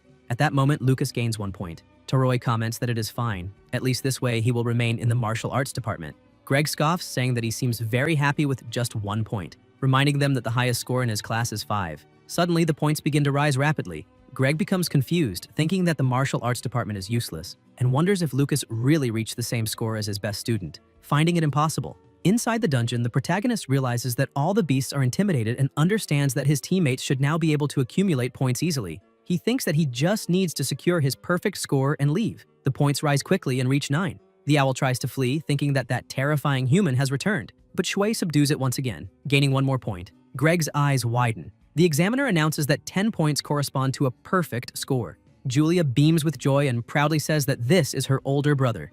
Chi leaves the testing area and someone asks if the martial arts department really achieved a perfect score. Julia replies that she knew he could do it. Greg states that it is impossible for a martial arts freshman to tame 10 magical beasts and asks if he used an imposter. The protagonist looks back beside his sister and Shigert says that he did nothing. An examiner raises his hand and asks if Greg is implying that he would accept a bribe or allow cheating. Greg realizes that he completely forgot about the examiners and understands that making enemies of people at that level would be a grave mistake. So he says that was not his intention. He only found it suspicious because the same student had already achieved a perfect score on the entrance exam when the dummy shattered. The examiner says that he will investigate the interior of the barrier. Kai comments that they are only mocking the judgment because the martial arts department got a perfect score. Shui replies that it is fine, and tells them to investigate as much as they like because there is nothing to hide. 10 minutes later, the barrier is opened. The owl thinks that now they can see from the outside and that if that terrifying human has disappeared, they should take advantage and flee, and the creatures run in panic. The examiner extends his staff and uses magic to capture one of the beasts, showing that they are extremely agitated but not weakened to the point of justifying any irregularity. someone nearby asks if he really believes the student achieved a perfect score legitimately. The examiner replies that he found no direct anomaly, but that something clearly affected the creature's behavior. They decide to send those 10 beasts for a detailed inspection and continue the tournament. Soon after, the examiner announces that no problems were found with the results and orders the next competitors to prepare. The protagonist thinks that, although they found no flaws, they still do not trust his abilities, which he finds interesting because the real surprise is yet to come. Tishy runs in to take the test and immediately encounters a wolf. The beast notices her approach but is struck by a direct blow. Tishy thinks that if she cannot subdue it within 30 seconds, she will change strategy and head for the gate. She keeps attacking, and the wolf, seized by fear, thinks that she has the same hide as that terrifying monster, wondering if they are companions and if he is still nearby. Tishy clenches her fist, and the wolf, completely terrified, does not try to dodge or attack, merely submitting. Tishy finds that strange and wonders whether a level 3 black wolf would really surrender so easily, whether it was just a coincidence, and whether this means that the members of the martial arts department might not be as weak as everyone thinks. Tishy charges at the beasts, and her points begin to rise rapidly, leaving the class outside completely thrilled by her performance. Inside the dungeon, she continues attacking without hesitation, piling up points until she reaches 10, the perfect score. People comment that she did it and that she was even faster than Lucas. The examiners glance at one another and once again ask whether there was any problem with the beasts, deciding to send them for a detailed inspection. Tishy thinks that, just as Lucas said, the beasts in that tournament were reacting that way only because they were martial artists, and that did not mean they were weaker than mages. In the third match, the student faces the monster with ease and also achieves the maximum score, while Sharp likewise reaches 10 points. In the fourth match, Collins fights and also obtains a perfect score. In the fifth, Kai trades direct blows with the beasts and defeats them without difficulty, finishing with 10 points. One after another, the students of the martial arts department continue to achieve perfect scores, climbing straight to the top of the rankings in each event as the tournament progresses. Shigert watches everything, smiles discreetly, and walks away while drinking. Elsewhere, the examiner reports that the detailed inspection found no problems with the magical beasts or with the barrier space. An old man asks why the scores of the martial arts department are so exceptionally high. The examiner replies that the beasts were probably already frightened by the attacks of the magic division, since the magic students always participate first, but that this is the first time something like this has happened, and also the first tournament since the creation of the martial arts division. He comments that by fighting at close range, the martial artists must have caused even more fear in the beasts. The old man says he understands and decides that, starting next year, the martial arts division will be the first to participate, keeping the current scores as they are. Greg becomes indignant and claims that this means the martial arts division will surpass the mage division and tie with the elite division for first place. Shigart lets out a sigh, and the old man asks whether he has a problem with that. Greg replies that he does not, but insists that the martial arts division claiming first place purely by luck, rather than real skill, raises doubts about the fairness of the tournament. The director responds that luck is also part of one's abilities, and that this is not the student's fault, so there is no reason to discard the scores, and the old man agrees, saying that the results will be announced. Greg looks back, sees the two professors together, and thinks that he hopes Shigert is paying attention. The old man approaches the director and comments that this is a critical issue that affects the very existence of the martial arts division, and that if he, as a 9th-level martial artist, noticed this, the director certainly knows what is really going on. Otani replies that he cannot share the details, but guarantees that it is nothing bad for the school, thinking that he will move forward and act as if their abilities were not real, exactly as desired. Elsewhere, Kai comments that he cannot believe he got a perfect score and says he needs to tell his father as soon as possible, adding that honestly, taming that magical beast was not as difficult as everyone made it seem. Collins says that they must have become much stronger since the entrance exams. The protagonist states that all of this was thanks to the professor's special training and thinks that no one discovered his secret. They enter the room and close the door, and Taroi asks what they are going to spend the 20 bonus points on the next day, since they placed first. Sharp replies that he will save his, after all, he still owes that dinner. Collins comments that this means they need to be prepared for emergencies. Kai says that the obvious answer is to buy high-quality materials for next month's combat training. Shui asks about that training, and someone explains about Allen Tower, the main training field of the Allen Magic Academy, where there is a complete illusory world with different races, magical beasts, beastmen, and giants, allowing one to choose who to fight against. Because they are illusions, there is no real danger, but the combat experience is extremely close to reality, helping one learn how to face all kinds of opponents. Sharp comments that only 100 freshmen can enter, that all 12 from the elite division will certainly participate, and questions whether people like them will be able to secure one of the remaining 88 slots. Taroi says he heard that participants are usually chosen based on the ranking of the taming tournament, and since they all got perfect scores, it is practically guaranteed that they are in. Someone stands up, Kai asks where he is going, and Collins replies that he is heading to the supply shop to buy some training equipment. The protagonist thinks that this is exactly as he imagined. Every martial artist wants to become stronger, and making everyone score perfectly in the tournament was the right decision. Kai calls Lucas to stop by the shop as well, but Shui replies that he thinks he will pass. Chi shows a chain and says he wants to take a closer look at the pendant the professor gave him earlier. Taroi comments that this is something only the top 3 who obtained perfect scores in the tournament receive, and says that if the order had been just a little different, it would have gone to Lady Teishi, while the protagonist replies that his only strong point is good luck. Kai sighs and says that it does not matter, stating that he is going to the supply shop to meet his partner and the others. Elsewhere, several people are gathered looking at the scoreboard, which shows that the martial arts department achieved a perfect score with all students. Someone approaches, it is Lila, Greg's student, who says that they should achieve excellent results for 3 consecutive years and become part of the main class after the elite course, asking whether they know how much her father has struggled over the past 10 years. Another student strikes the screen and says that those guys took 20 slots for entry into Allen Tower, and that those slots belong to the mages. The partner beside him comments that even the professors from the magical beast base stated that the martial arts students did not cheat. The boy pulls back the magical dagger he had thrown at the screen and says that the martial arts department apparently bribed the professors of the beast base. A student nearby says that this is not impossible and comments that the son of the Taroi family in the martial arts department could easily bribe them. Someone appears and says that he saw the henchman of the Taroi heir earlier. It is Andre, Greg's student, who claims that they bought the last training equipment in the school supply shop. He asks whether tomorrow, when the 20-point bonus is given to the martial arts department, they do not think the precious materials will continue to be snatched away by them. Lila comments that she remembers that a martial artist's meridians are more fragile than glass, and asks how about correcting their growth rate. Elsewhere, people laugh. A dagger is thrown and sticks into the ground, while a voice asks why they are suddenly being attacked. Sharp is badly injured, and Collins wonders whether it is poison, thinking they need treatment quickly. He asks whether they want points and says he can give them points. Lila attacks him as well, and a great deal of plasma splashes as they are assaulted. Lila orders them to shut up and says she does not need their points. Sharp asks why she is doing this. Lila replies that her demand is simple, that they crawl back to the martial arts department in their current state and tell the entire class that their lives are worth less than insects. A very loud noise echoes. Several hours later, the protagonist is with Kai searching for their other partners and says that if they can hear him, they need to respond. Kai comments that those guys usually come back late from their part-time jobs and asks why he is so panicked. Shui replies that the situation is different today and thinks that this is the first time he has sensed such a strong smell of plasma on that road. Chi smells it and runs toward the source. Kai asks what that sudden sprint was about. When they stop, they find the 2 partners extremely injured. Taroi becomes furious and asks who the hell did this. Chi lifts one partner's head, and Colin says it was Greg's class, Lila. The 2 are gravely wounded. The protagonist looks on with a terrifying expression, seized by such intense rage that his aura changes. Shui says that he is still alive, just unconscious, that he will stop the bleeding and needs to find medicine. Kai runs off to get the medicine. Chi, with his hands over the 2 of them, thinks that they were cursed, with all their bones shattered into pieces. This is clearly the bone-breaking technique used by black market enforcers, and injuring someone in such a cruel way can completely destroy a person.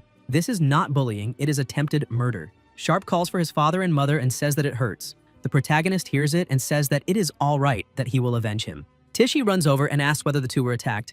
Kai says that he ran into her by chance on the way back. Shui says that they are not in mortal danger, but will need to rest for a few days. Taroi says that thank God it was Lucas who provided first aid and states that he will never forgive those bastards. Tishi says that she will go to the student council tomorrow. Kai replies that the teachers are pretending not to see anything, so the student council will not take them seriously either.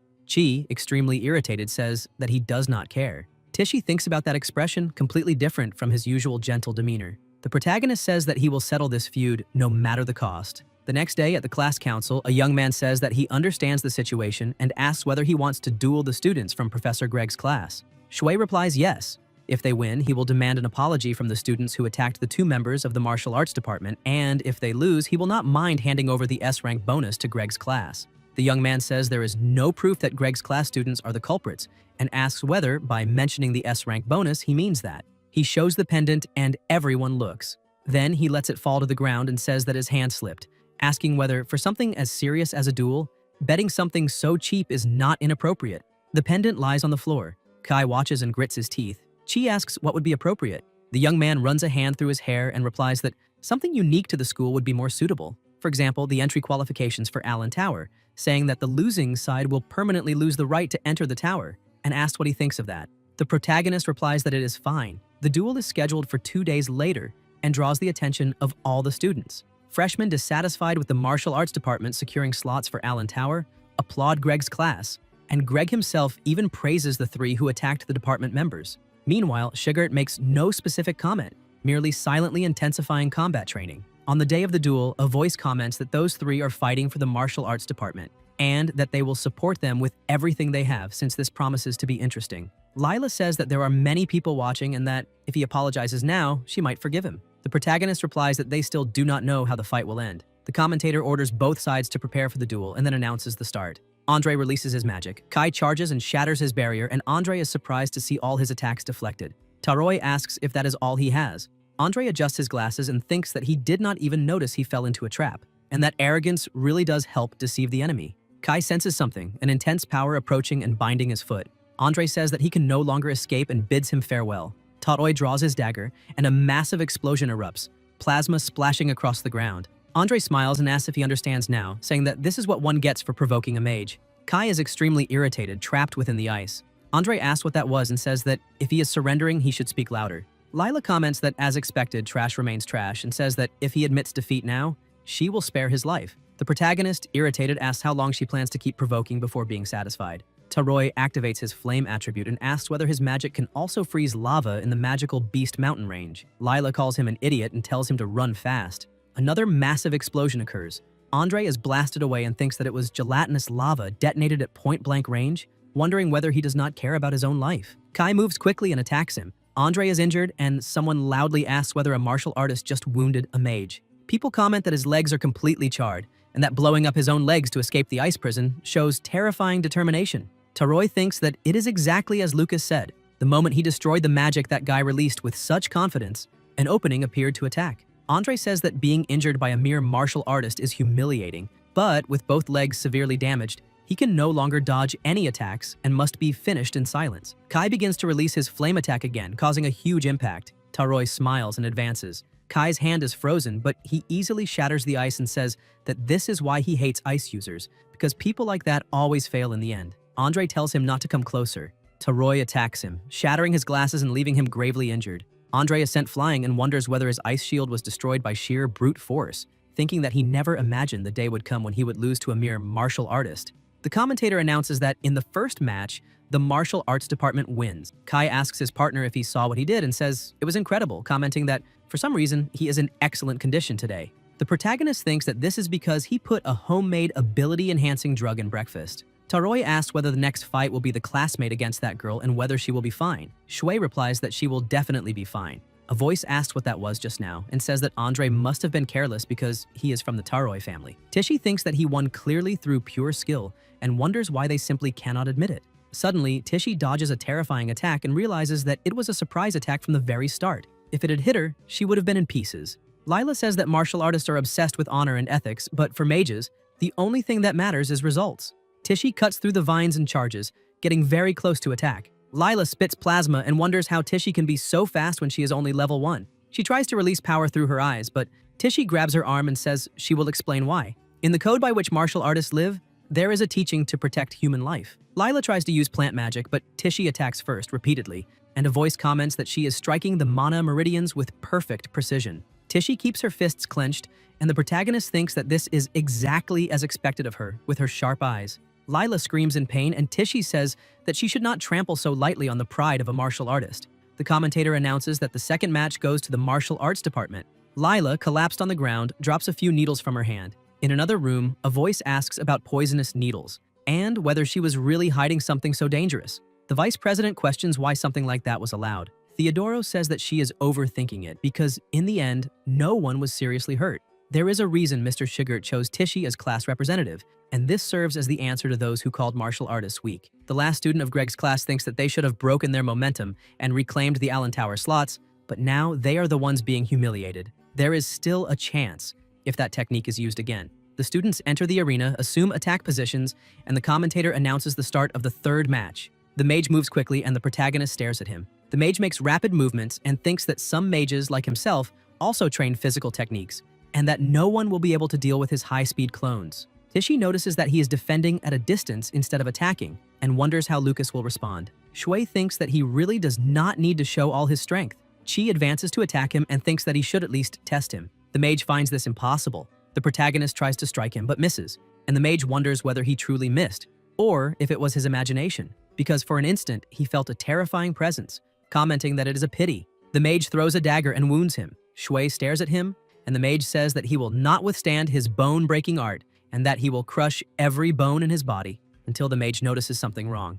Chi tells him not to think he will win without suffering damage, and the mage wonders why his bone-breaking ring art is not working. Kai comments that Lucas was flawless and asks what he did to his partner. In the fight, the mage attacks from behind and says that he thought he was hiding a supreme move, but that it was just a bluff. The protagonist catches the thrown dagger, grips his arm, and says that now it is his turn. Shui moves his leg, creating an intense shockwave, and the mage wonders how a martial artist of such a low level can generate something like that with just one leg. Chi says that now, no matter what happens, there is no reason to worry about who is watching, and asks whether he is ready. The mage tries to summon a magic sword, but the protagonist slams him to the ground, pinning the dagger through his hand. The mage begins to scream in pain and admits defeat. Shui stops his movement, and Greg asks what he is saying, claiming that with his ability, he could easily win. Shigart thinks that the man does not even realize how severely injured his own student is, which ends up becoming a problem. Kai cheers, saying they did it, that the martial arts department won all the fights.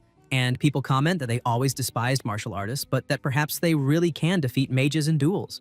Tishy's eyes widen as she warns her partner to be careful. The mage charges from behind, and in the stands, Aiwa thinks that this cannot be happening. Julia asks what is wrong, and Aiwa thinks that that move looked exactly like the advanced meridian burning technique described in ancient texts. There has not been a single martial artist capable of using this technique in the Empire for the past 100 years, and they wonder who exactly those people are.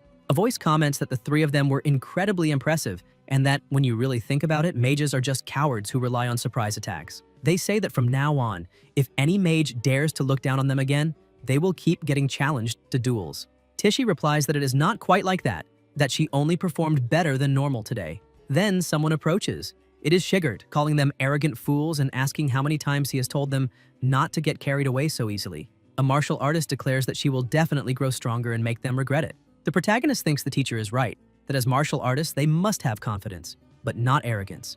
Because without constant training there is no real progress. Someone comes over and comments that he is starting to look like a real classroom teacher. Shigart replies that he simply does not want them to end up like him and asks what that means. Linda hands him a letter and says that the magical pathways are shattered like a spiderweb, resembling an ancient forbidden art, the meridian crushing technique. Elsewhere in the infirmary, the mage is in terrible condition. That night, a carriage arrives. Someone gets out extremely furious, slams a hand on the table, and asks how a duel between freshmen ended up like this, saying that his son's magic meridians were destroyed, and he will never be able to use magic again. He demands severe punishment for the cruel perpetrator and insists that the martial arts department must take responsibility and be dissolved.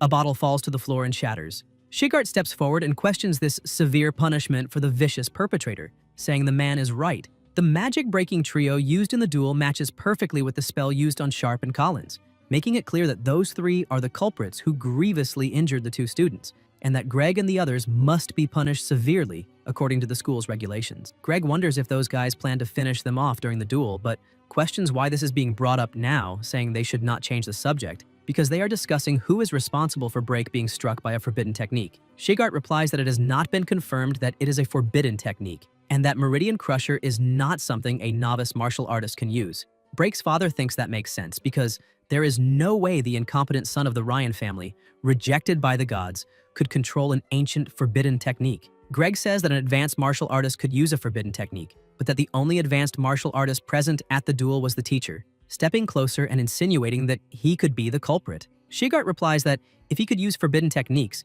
he would have used them on him long ago. The man asks if he truly believes Break was not hit by a forbidden technique, and if so, how he explains Break's current condition. Shigart suggests that it might be karma and thinks that he asked Lucas about it afterward, and Lucas insisted he cannot use forbidden techniques, so he shared his own theory.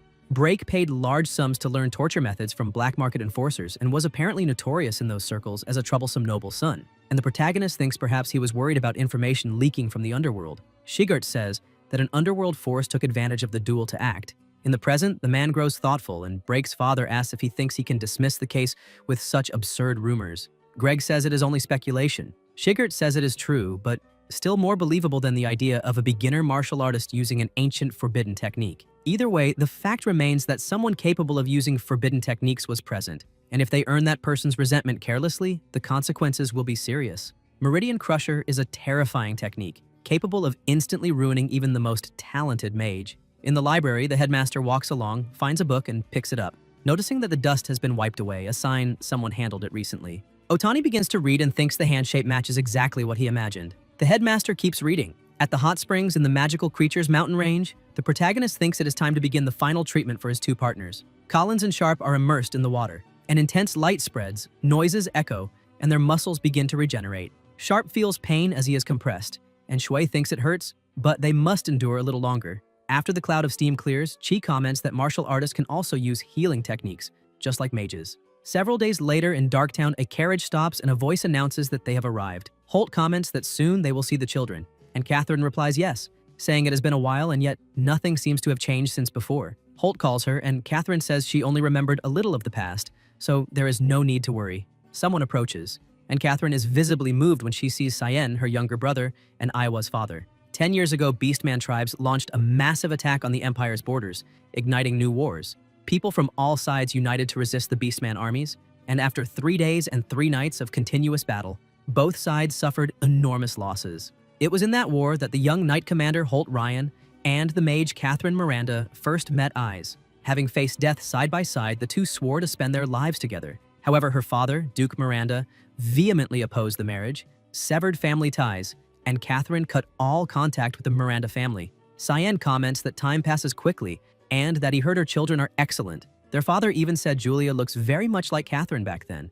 Catherine asks if he truly acknowledges the existence of Julia and the others. Cyan asks if she does not intend to return home and says that, deep down, their father always wanted to see her again. Catherine asks if that is true. Cyan sighs and replies yes, but only her. Catherine immediately understands that does not include her husband. Holt tells her to go ahead, because in any case, he needs to return to the front lines. Catherine tries to say something, but Holt reassures her, saying it is fine, and that he is at least happy they will let her return alone, promising to come get her when the campaign ends. Holt walks away. Cyan thinks that, to reconcile her with their father, he had to swallow his own pride and secretly ask for help. Holt really is a good husband, but their father still has not forgiven the fact that a noble mage married a martial artist, and he thinks that if one day someone could dispel society's prejudice against martial artists, perhaps everything would be different. The protagonist sneezes and finds it strange, thinking he has trained so much that catching a cold makes no sense.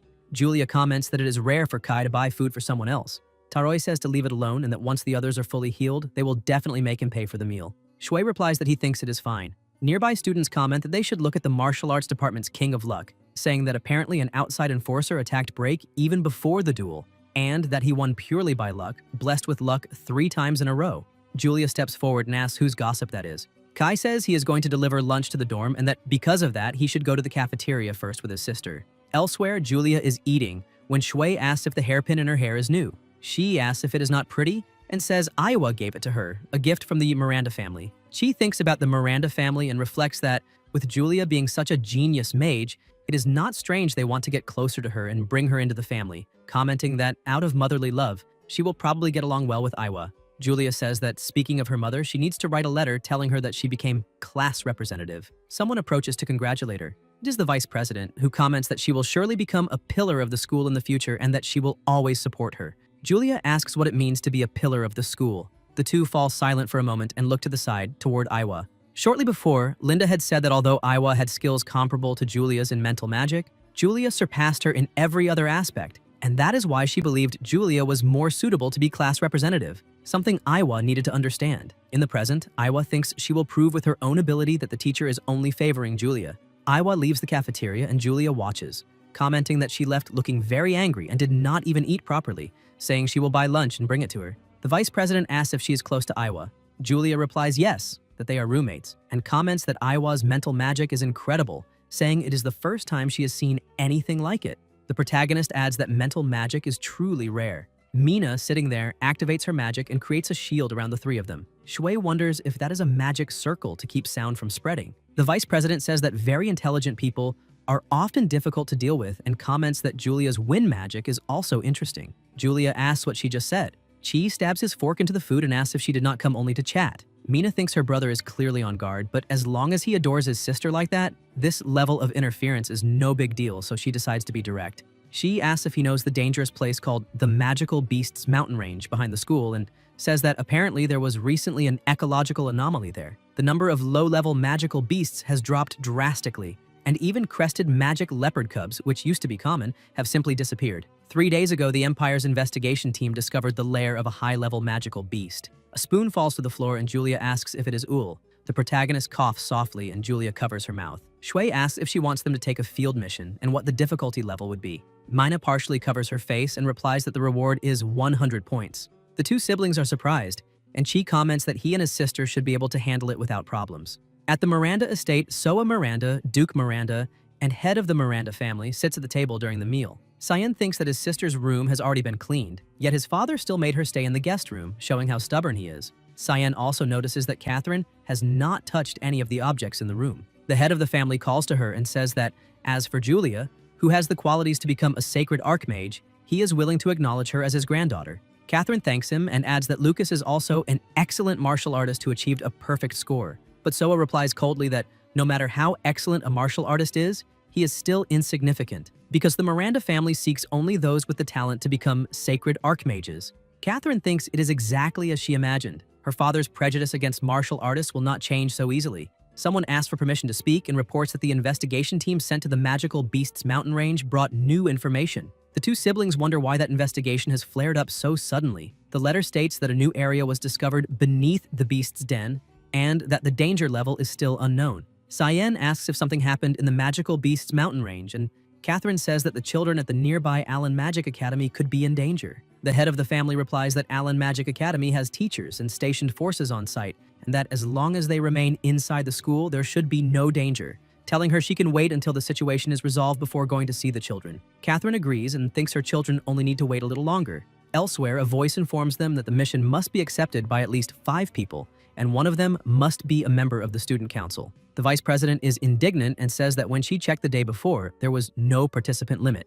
But the young man replies that he is sorry because the president changed the mission requirements after an anomaly was detected in the Ridge Cave. Mina realizes the man deliberately changed the conditions, betting she would not be able to gather 5 people. The protagonist wonders if she is so isolated she cannot even gather 5 members, and thinks it is no wonder she approached his sister since the entrance exam. Mina apologizes and says it looks like they will have to give up the mission. Shui tells her to leave recruitment to them, and Julia says they will help. The vice president thanks them and starts to feel bad for using them as pawns, thinking they are good kids. Elsewhere, someone appears wearing armor and holding a sword. It is Kai, who says that if his best friend Lucas is going on a field mission, he will help too, thinking it is finally time to use the advanced equipment his parents bought. Maya introduces herself and says it is a pleasure to meet them, explaining that she specializes in water attribute healing magic and can be useful. Mina thinks she should take back what she said earlier because they are all just freshmen and might end up being a burden. Chi asks why his sister called Maya instead of Aiwa, and Julia replies that it was because Aiwa did not even listen to her. The vice president thinks it does not matter because they are only there to fill the minimum number. As for the mission itself, she and Julia should be able to handle it alone. She says they must leave immediately, because even with acceleration magic, it will take half a day on foot to reach the magical beast's den, so they need to hurry. Several hours later, Mina says they have arrived and notes that this area is under investigation by the Empire's inspection team. Kai observes and says the crest there belongs to the Miranda family, and the vice president adds that there are also clear traces of battle. The protagonist and his sister think it is a good thing they did not find Ul's dwelling. Then Shui senses something approaching. A monster charges in, and Mina reacts instantly, using storm magic to hit the creature head-on and defeat it with a single strike. Another monster approaches from behind her. The vice president notices in time. Kai rushes forward and positions himself in front with his magic shield, telling them to leave close quarters fighting to them. The creature lunges. The protagonist strikes it quickly and complains that they should not steal the spotlight, while Taroi taunts, asking if she thinks she can keep up with his speed. Maya activates the water spirit barrier. The monsters surge together, and Mina thinks it has been a long time since she felt coordination like this in a group, commenting that that magical beast clearly does not like wind and lightning magic. Then the vice president notices something different. Julia is gathering a huge amount of mana and activates barrier magic. Lightning is released, striking the monsters, and Julia then lowers her staff. After completely burning the creatures, Kai comments that her lightning magic still has absurd power. The vice president is also surprised, and Julia asks if she said something just now. Mina replies it is nothing and thinks she seriously underestimated the capabilities of those pawns. Maya releases her magic, and Taroi comments, impressed, that it is incredible. because the wound healed instantly, saying she looks like a goddess. Maya replies that it is not like that, thinking it is exaggerated to be called a goddess, but she thinks it would be different if Lucas said it. She freezes for an instant, wondering what she is thinking. Inside the cave, they enter and comment that the space is enormous. A light turns on, and Julia is impressed, saying there is an even larger area in the back. Kai notes that even a small army could pass through there. The protagonist comments that it does not look like a naturally formed cave, but something deliberately excavated, and that the underground must be infested with magical beasts. The vice president confirms, saying that the deeper they go, the more dangerous it becomes, and everyone must stay on maximum alert. Suddenly, goblins rush in. Julia releases a bolt of lightning and eliminates them with a single strike. The vice president explains that they lived underground for so long that their vision deteriorated, so they rely almost entirely on hearing to hunt, and thunder destroys that hearing, leaving them helpless. Taroi comments that at this rate, if they keep defeating beasts like this, the plan is working. A bit farther on, an explosion happens. Kai runs to lure more beasts while Julia watches and activates her magic together with Mina. Taroi looks surprised as he sees the two intense, devastating spells surging forward together toward the beasts. An explosion echoes through the cave. The protagonist comments that it is really efficient and thinks it is nothing like ordinary area attacks, not even the ones from reincarnation games. Kai says he is pulling the monsters in precisely so they can wipe everything out at once, calling the idea brilliant, and says he can only do it thanks to his advanced equipment, asking Lucas to forgive him for stealing all the glory. Shui thinks he should not assume everyone wants attention like he does. Following Taroi's suggestion, the group starts eliminating the magical beast steadily while Maya focuses on healing Kai, and in this way they advance gradually toward the center of the lair. Everyone is exhausted except Chi, who tells them to give his sister and the others a break, and asks if that guy is pretending not to hear. Maya says she thinks so. Taroi comments that he brought everyone there and that the rest depends on him, asking where the others went. They are right next to him, and the protagonist says that even if it is his fault, they will have to sacrifice the comrade. Maya says she is out of magic power, so there is nothing she can do, and Julia tells him to be happy in the afterlife. Maya adds that if there is still even a little rage left in him, she will definitely save him. Suddenly a noise echoes. Maya asks if it is their partner. Shui says no, and that the sound came from the center of the lair, deducing that the research team probably found the boss of that place. The vice president asks if they should go check. Chi smells an intense scent of plasma and tells everyone to drink the recovery potion he brought from home. Mina thanks him and says that with the research team's abilities, they might not even need to intervene, but they will check just in case. Elsewhere in the cave, they find finished-off bodies. The vice president is alarmed and asks if the entire research team was wiped out, saying this is wrong and they need to abort the mission and retreat immediately. The stones around them begin to crack and something approaches. Mina looks terrified and a giant monster emerges, radiating an absurd aura.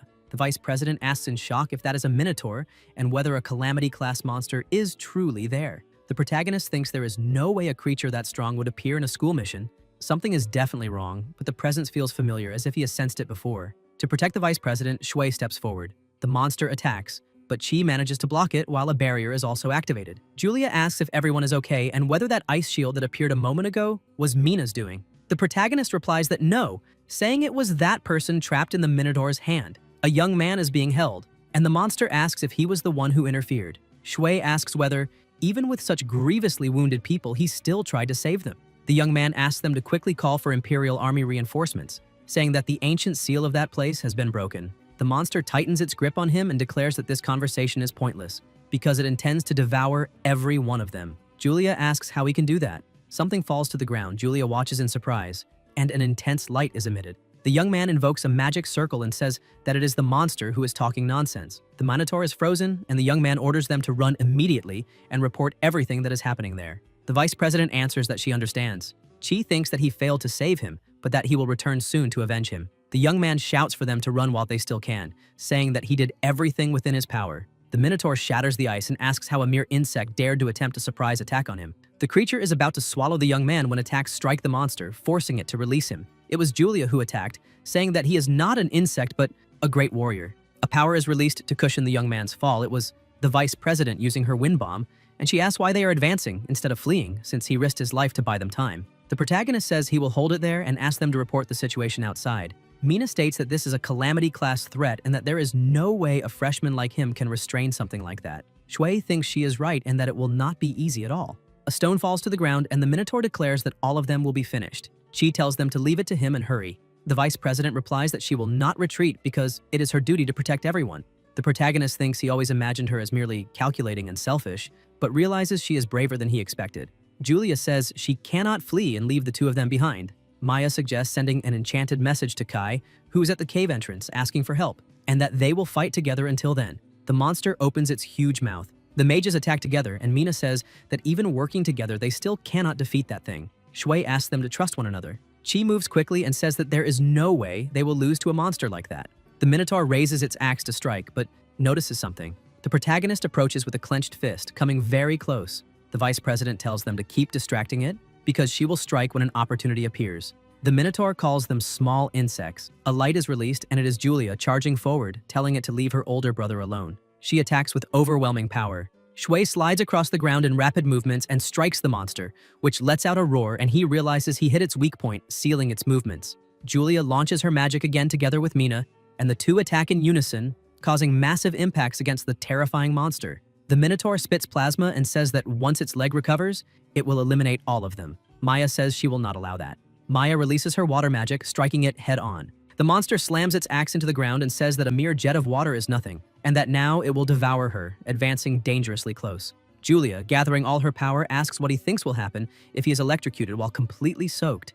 Julia charges and declares that he will pay with his life for killing those soldiers. A terrifying power is unleashed, and the monster is struck head-on. The protagonist understands that she drenched it with water to amplify the electrical attack's power. The Minotaur crashes to the ground with a terrifying boom. Shui thinks that devising a strategy like that in the middle of a crisis is exactly what is expected of an honor student. Chi prepares himself, climbs onto the monster, and says he will deliver the final blow. Then Mina notices something wrong. A terrifying aura begins to spread, accompanied by crushing pressure. The protagonist's eyes widen as he feels that mysterious pressure and wonders what it is. Shui is also shocked, and a terrifying presence seems to appear before them. At the same time, outside, Kai feels the same pressure and wonders if it is an earthquake, deciding to call for reinforcements immediately. They need to hold on. Inside the cave, the absurd pressure keeps increasing. The Minotaur rises even stronger, releasing overwhelming pressure. The protagonist is thrown back but manages to stay on his feet. Shui's ear begins to bleed, spitting plasma. He was injured merely by the sound waves of the monster's voice, and she realizes that the enemy has grown significantly stronger, asking if everyone is all right. The people around them are also injured, as the barriers have been shattered. The vice president falls to the ground. Maya is also down, along with Julia. All of them are injured. The protagonist watches in silence. An extremely loud noise echoes, and Shui assumes a fighting stance. The monster is enveloped in an absurdly intense aura. Chi charges toward it and attacks, saying he will eliminate it. The Minotaur smiles. The protagonist, consumed by fury, rips a piece off it, clenches his fist, and attacks again, causing a violent explosion. Shui notices the monster trying to strike him but manages to dodge, and Chi thinks it is as if that creature does not feel pain at all. The protagonist stares at it. The Minotaur is absurdly strong, and Shui notices its arm regenerating. The monster grips its axe and attacks. Chi is pushed back by the wind, and the protagonist realizes he is spitting plasma merely from the air pressure, having underestimated the extent of the damage he suffered from the earlier roar. The monster says it is not bad and comments that the plasma of the strong makes its heart race. Another explosion occurs, but Shui manages to evade. The Minotaur chases after him with the weapon in hand and attacks again, but Chi still manages to dodge thanks to his speed. Rocks begin to fall, and the protagonist realizes that the stones that collapsed earlier are being pushed toward the others. The rocks keep crashing down, and one nearly hits the girls, passing dangerously close to Julia as Shui moves rapidly. The monster opens its huge mouth, emitting a deafening sound, causing impacts and an absurdly terrifying pressure. Chi uses his power to try to contain it and thinks that the roar is being amplified by the echo within the rock walls formed by the earlier collapse. A terrible impact occurs. The protagonist coughs up a large amount of plasma, and the monster takes advantage of the opening to advance.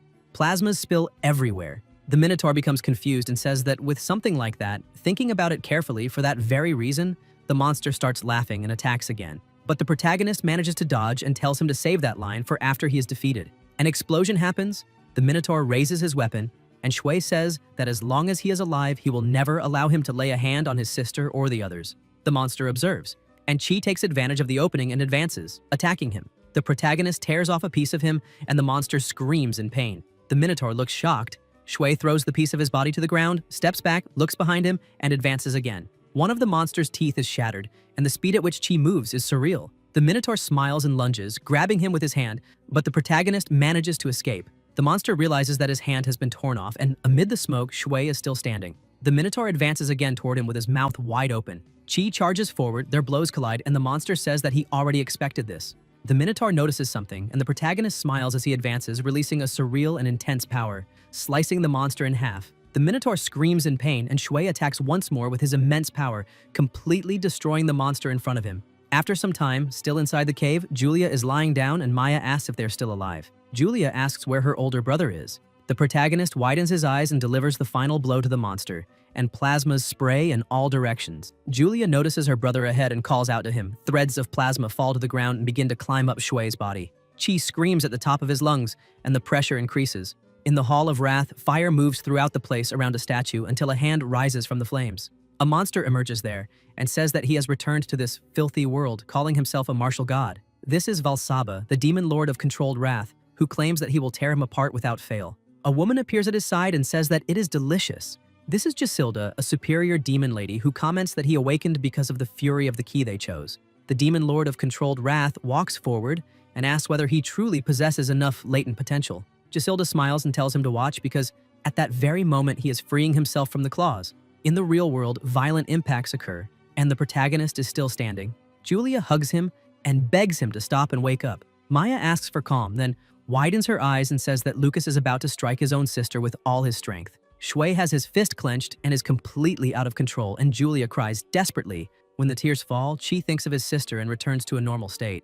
The protagonist collapses to the ground, the smoke dissipates, and Julia calls out to her brother. The claws begin to come out of Shui's body. Julia keeps calling to him and Qi apologizes, saying that he has regained consciousness and needs to retreat. An energy runs through his body, an intense power emanates from his eyes, and the claws finally disappear. Julia asks if he is all right, and the protagonist replies that he is. Julia hugs him and says that he truly scared her. Shui apologizes and promises that he will not do something like that again. Later, in another world, a voice says that a message from Kai has just arrived, informing that Lucas and the others brought reinforcements and are on their way to help them. Gisilda comments that there is no need to rush because this key still needs more tests, such as the loss of family, and an image of Julia appears enveloped in a liquid. Somewhere else, people call out to Lucas, and when the protagonist opens his eyes, everyone is very happy. Shui sits up on the bed and asks where he is, until Qi feels something strange and remembers what happened before, the monster's claws wrapping around his body, and says that his body moved on its own again. The protagonist calls for his parents and his sister,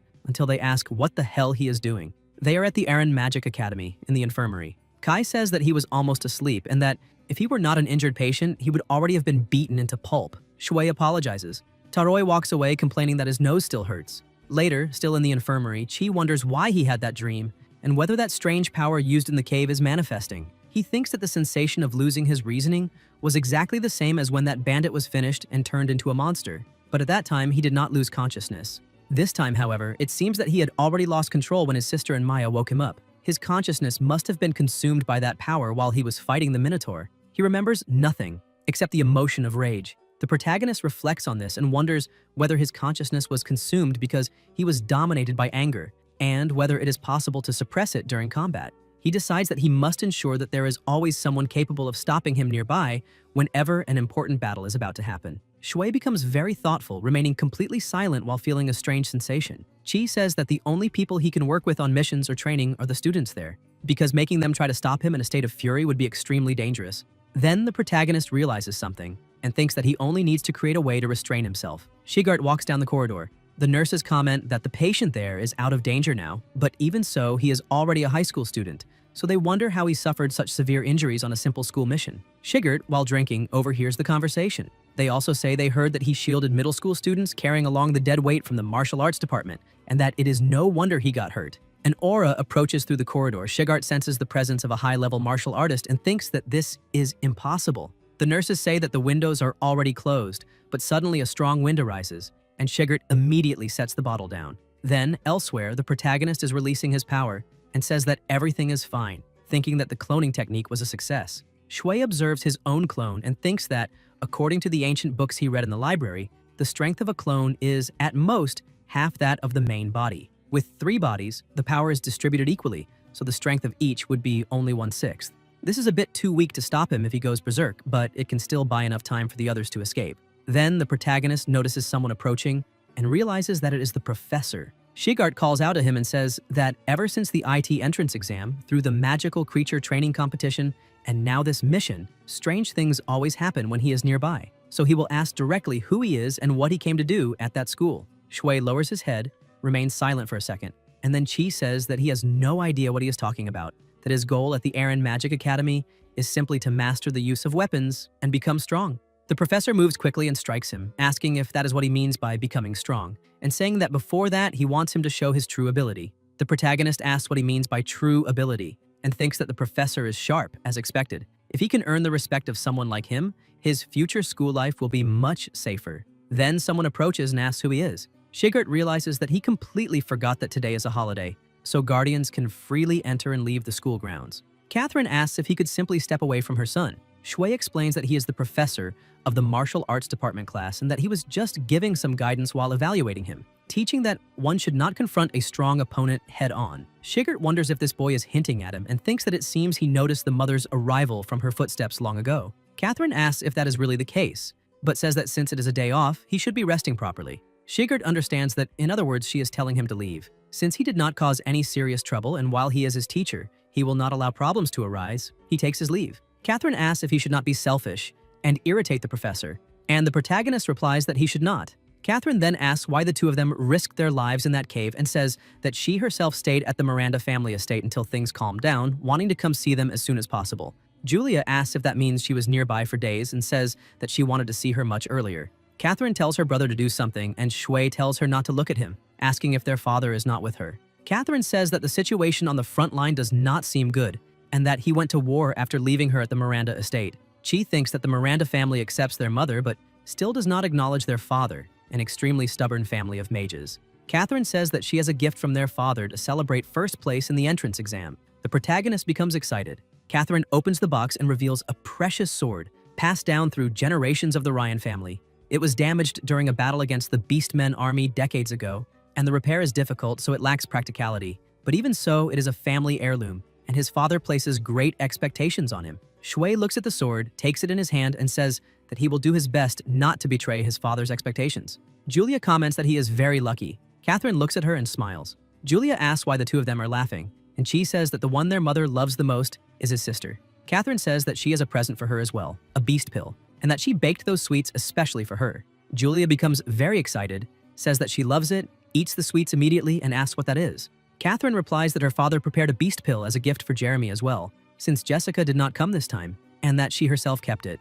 Julia says that she does not like Jeremy, but that she will deliver it, and Catherine tells her to be a good girl. In the male dormitory, a voice announces that he has a visitor, and people ask if it is not Julia, who placed first in the elite department, wondering what she wants there, and commenting that they thought he had mentioned that she is his little sister, saying how incredible it is to think that that genius is his sister, and that they can call Julia next time they have a mission. Jeremy pushes his arm away and releases herbs. The students do not understand and ask what is wrong with him. Jeremy becomes furious because his father and mother did not come to see him even once, and he wonders if, just because Lucas placed first in the entrance exam, they gave the ancestral sword to him. He thinks that he is trash, that he is the only one loved by everyone, and decides that he will steal everything back from him. Catherine says goodbye to them. Time passes in the blink of an eye, and their mother returns to the Miranda estate, but says that she will stay in Darktown for a while, so even if they cannot see her every day, the two siblings are happy. As for Mina, who was seriously injured, the protagonist makes a new elixir, and since they said it was a gift from the Miranda family, no one questions the incredible effect. The vice president comments that it is impressive. A month and a half passes. At the Allen Tower, Collins and Sharp are amazed by the tower. Kai says that, as the symbol of the school, it shines just like he himself does. Shui says that this is a lie. It is a huge tower, and he noticed it from the day he enrolled. Someone coughs, it is Tishy. Shigert orders everyone to be quiet, saying that they are not there to play, that this tour is part of their education, and that everyone should sit in their places. Sharp comments that there is an entire crowd from the martial arts department present, looking at them as if they are chasing dreams far beyond their means when only a handful actually have talent. Taroi, irritated, says that there they go again, looking down on the martial arts department. The protagonist asks for calm and thinks that, as expected, as soon as the Allen Tower opened, everyone started targeting the martial arts students. To them, the martial artists were just lucky and managed to get 20 slots, and even magic class teachers complained to the principal, saying that martial artists are not needed in the Empire and demanding that the slots be handed over, something truly shameless. But Shigert does not seem worried about the slots being occupied. He trusts the school and the principal very much. The students sit around the professor, and Shigert explains that every year third-year students are the first to enter the Allen Tower to set an example for the new students. A voice calls for the third-year students to prepare. Jeremy says that 3 years have passed since he enrolled in the magic school and that he will finally be able to enter the Allen Tower, while the partners beside him think that this only happened because he has never ranked among the top 100 so far. Someone calls out to him and a partner comments that it is his genius little sister. Julia tells him to do his best. The partners say that his little sister is cheering for him and that he must not disappoint her. Julia thinks that he does not react to anything and that she is only cheering for him because her mother asked her to, and that is fine. She did exactly what she was told. A student comments that he hopes he will be teleported to a favorable place. Jeremy says that they do not need to worry, that he has been quite lucky lately and thinks that he just needs to wait in the Allen Tower because he will definitely surpass Lucas. A voice orders everyone to place their magic staves in front and close their eyes. Jeremy wonders about that voice and where he has heard it before. The principal watches them through the screen and says that it has finally begun. A circle with an absurd aura is emitted, and the principal also releases power through his eyes. An overwhelming energy rises, and at the center of the circle an intense light is emitted, spreading around the tower. The protagonist observes and thinks that it is an extremely powerful fighting spirit, that there is a martial artist in this school stronger than Shigert, and then wonders why he was so certain that they, the martial artists, could enter the tower, and why the one who can open the doors of the Allen Tower is the strongest martial artist. Elsewhere, 2 people are sitting. One of them comments that recently more and more voices have been demanding that the entry slots of the martial arts department be revoked, and asks if he could say more about the anomaly from last time. The principal remains silent and then says that he has already stated that no anomaly occurred that caused any damage to the school. For now, everything should be kept as it is, and by doing so, the Allen Tower will be opened as planned. The man thinks that if they do not give the martial arts department a chance, no one will be able to enter the tower, and that he has been handed an extremely difficult problem. Inside the Allen Tower, someone is summoned, and it is Jeremy. He thinks that it seems only his consciousness entered that space, but there is no difference at all compared to reality. Even his magic staff is exactly the same one he always uses. His partner asks if he is surprised, since it is his first time, and comments that what is incredible about the Allen Tower is how realistic it is, saying that they need to hurry to find their teammates. Jeremy replies that he is very bossy. Then someone observes them. It is the protagonist, who thinks that this is interesting and that, even from outside, by sensing the waves of mental energy, he can see what the students inside are doing, and that poor Jeremy has been looked down on from the very beginning. Shigert explains that anyone with sufficient ability can see what is happening inside just by sensing the mental energy, and before that he gives a brief explanation. When the test begins, everyone will be teleported to a random location in the space and may decide whether they want to go alone or form a team. If they form teams, the maximum allowed is 3 people, and if they want to advance to the higher floors of the tower, they must work in groups as much as possible. Kai asks if they can form teams, saying that obviously Lucas will join him. Shui comments that based on the tournament rankings, he thinks that the 3 of them and Kai ended up in different groups. Taroi asks if that means he is too good and ended up alone. Shigert thinks that with that expression, Lucas probably was indeed alone. Linda had said that only 5 students from the elite course can do that, and he is one of them. The protagonist tells them to look because someone is coming out. It is 3 third-year students, and Kai comments that it was very fast. Shigert explains that the phantom enemies inside the Allen Tower change their strength according to the student's ability, and that every year there are those who underestimate this and are knocked out immediately, while Shui thinks that he will observe how his half-brother is doing now. In the central tower, Chi thinks that he has found his teammates, and that they seem to be heading to the 2nd floor. He really is a lucky guy. They enter a dark place. It is the 2nd floor of the Allen Tower. Monsters hidden above leap out to attack. Jeremy extends his staff using plant magic to wrap vines around the enemies' bodies. His partner uses a wave of earth, striking the trapped monsters head-on. The elite skeleton warrior is defeated. The boy comments that it was close, that the 2nd floor is as dangerous as the rumors say, and that they should hurry while they still have magical power and energy. In the central area of the 2nd floor, they fight and defeat the Beastman Scout. They manage to defeat more monsters, skeletons try to attack them, flames are released, eliminating them, and thus they reach the 3rd floor. Outside, a voice comments that he was knocked out quite quickly, but that at least he definitely will not finish in last place, and asks if he's not happy that he stayed quiet all this time. Jeremy replies that of course he is happy and thinks that his father fights enemies like those all the time, feeling that he has taken one step closer to him. Several hours later, the protagonist has his eyes closed and thinks that through the mind, he can clearly understand the sensation of the energy up to the 3rd floor of the Allen Tower. In the trials, phantom enemies with different characteristics appear each time, and even the same type of enemy becomes stronger with each floor ascended. He wonders whether these phantoms are created from real beings that exist in the world, because if so, how terrifying the combat experiences of that martial artist who opened the Allen Tower must have been. Like Shigart, he probably also perceived his true abilities, but now everyone merely watches him in silence. and he wonders whether this is goodwill. A voice calls for the last group to gather at the entrance. They step forward, and the vice president has already advanced to the entrance of the 4th floor. Mina and her team, who achieved the best results in the domination tournament, will certainly also reach the others.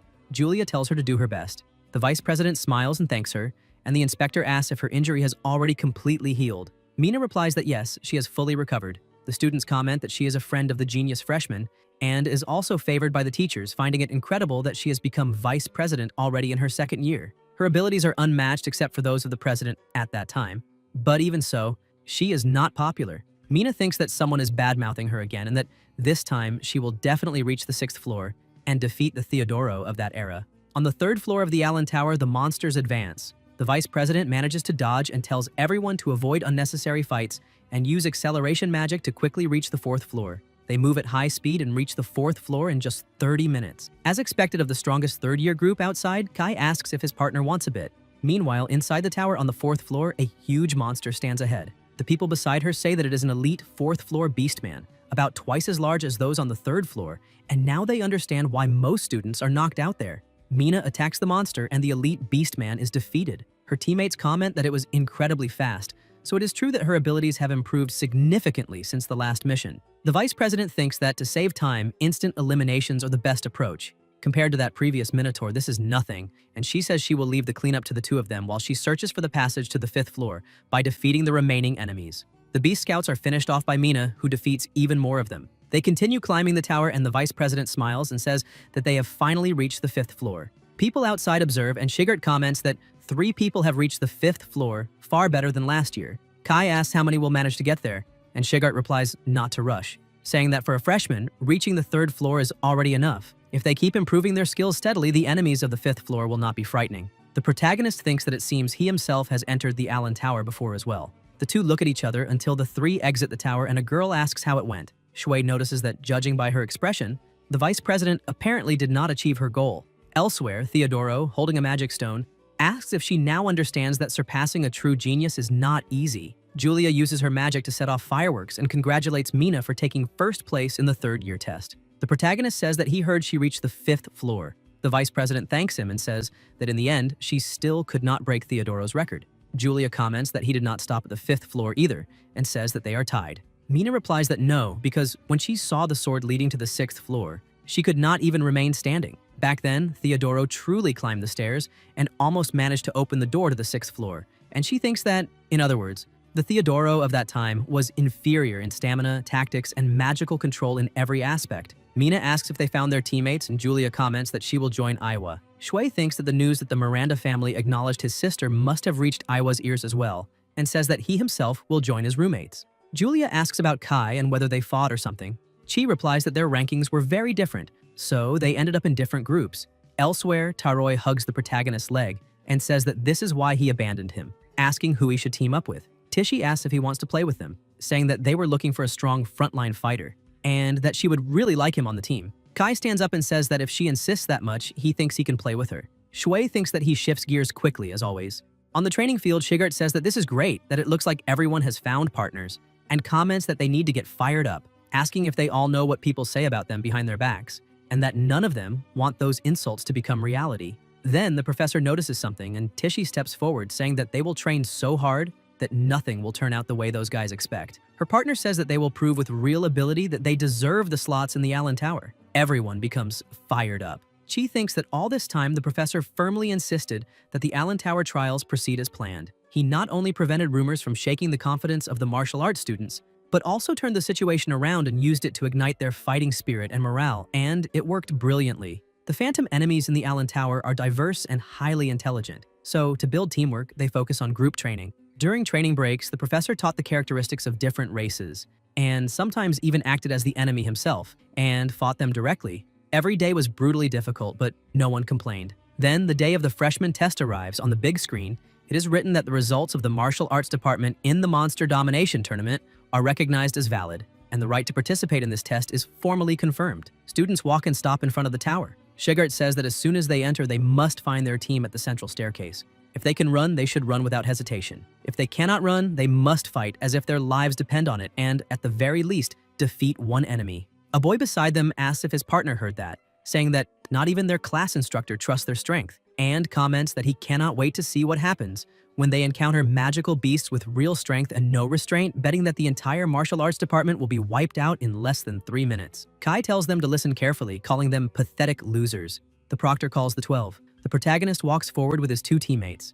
The principal watches from above and comments that it has been years since so many martial artists entered the Allen Tower at the same time, that the legacy left by the god of war may finally fulfill its purpose, and asks whether they are ready to face the first great challenge of their lives.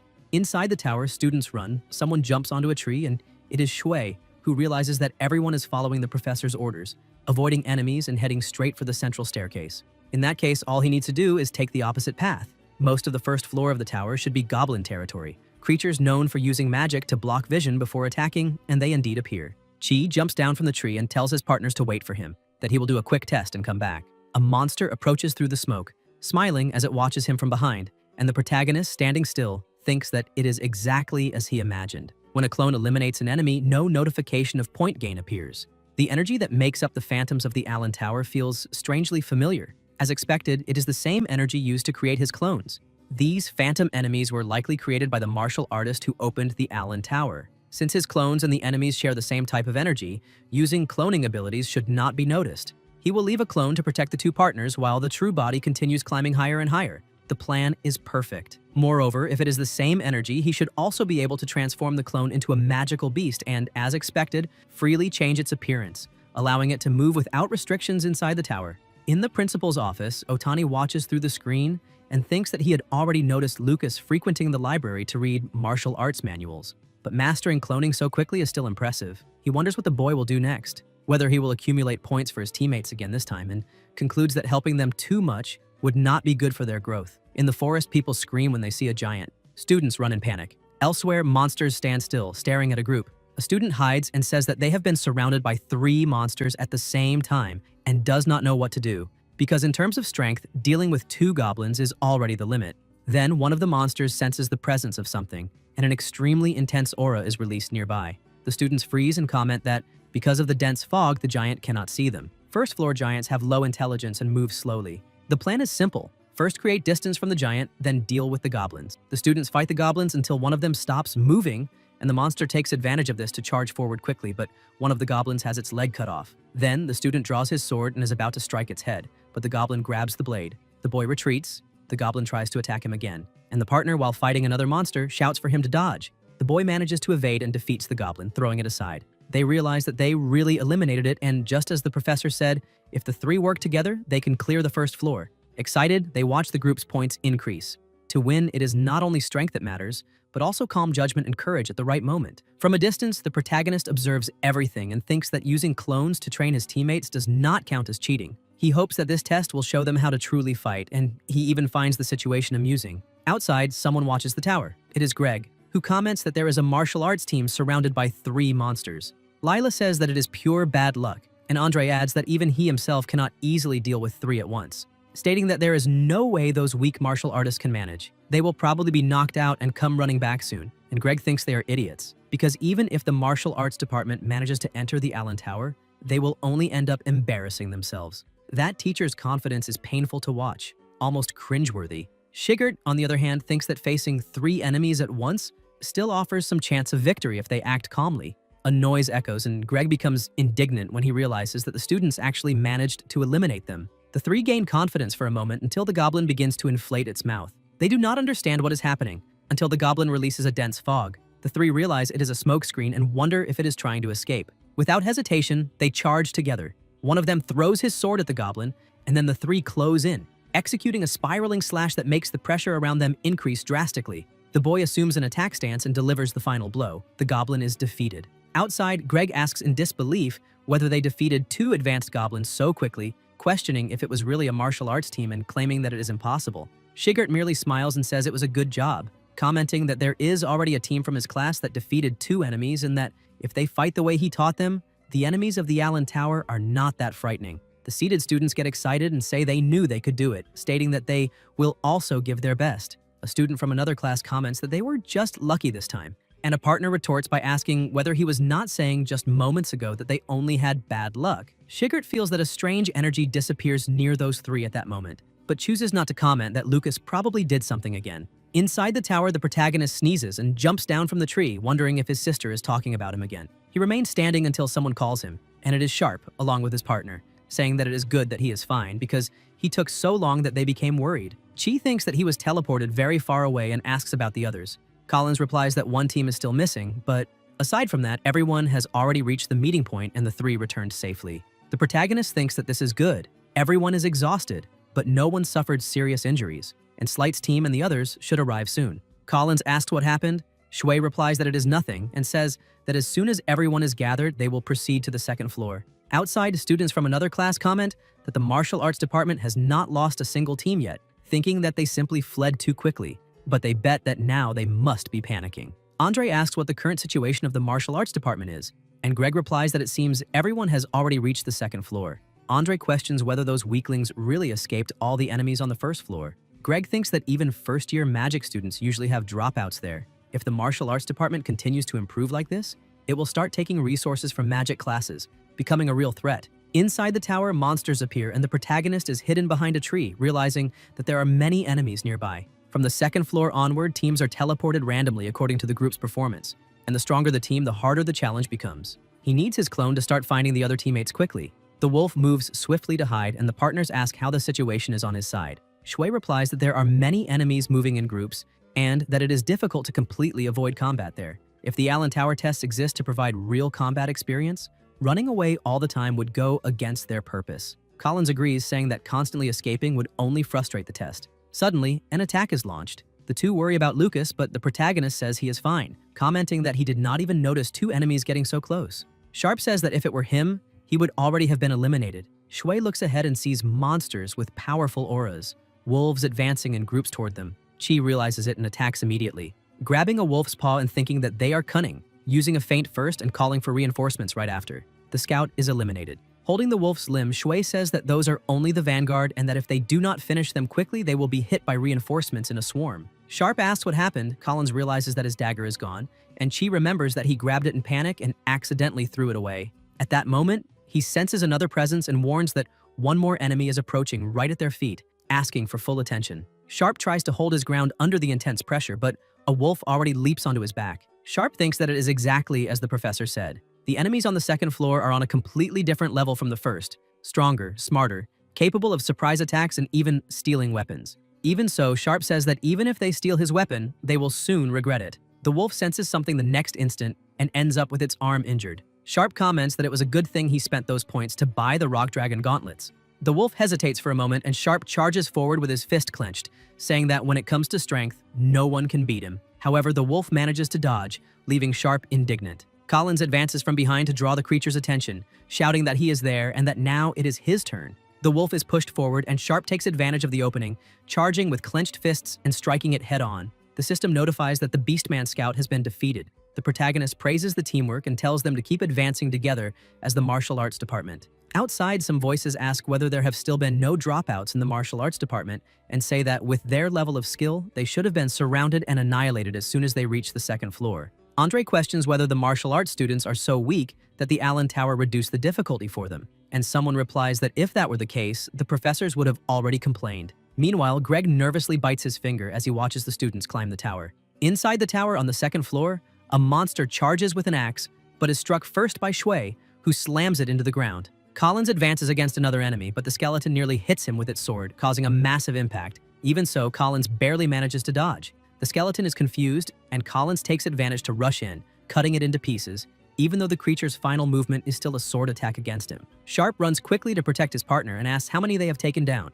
Collins replies that it is 3 and comments that, curiously, he is getting tired much more slowly today. The protagonist, Hidden, lets out a war cry, and they feel a wave of energy course through their bodies again. Shui thinks that everyone reached the second floor without even a scratch, and that, if he uses the hero's war cry technique, together they can clear that floor. They continue advancing as a group when monsters begin to approach, but someone hidden fires a long-range attack and knocks one down. It is an archer. The system notifies that Swift has been defeated. In Area C, a Cyclops is also eliminated.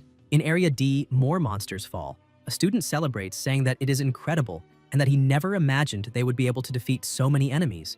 At this pace, they really can reach the third floor. Beastmen continue to be defeated, while a beast watches the group conversing from afar. Outside the tower, a voice announces that all 12 martial arts students have reached the stairs to the 3rd floor, commenting that they do not look like freshmen and questioning what the hell the professor taught them, adding not to say that everyone will reach the 3rd floor at this rate.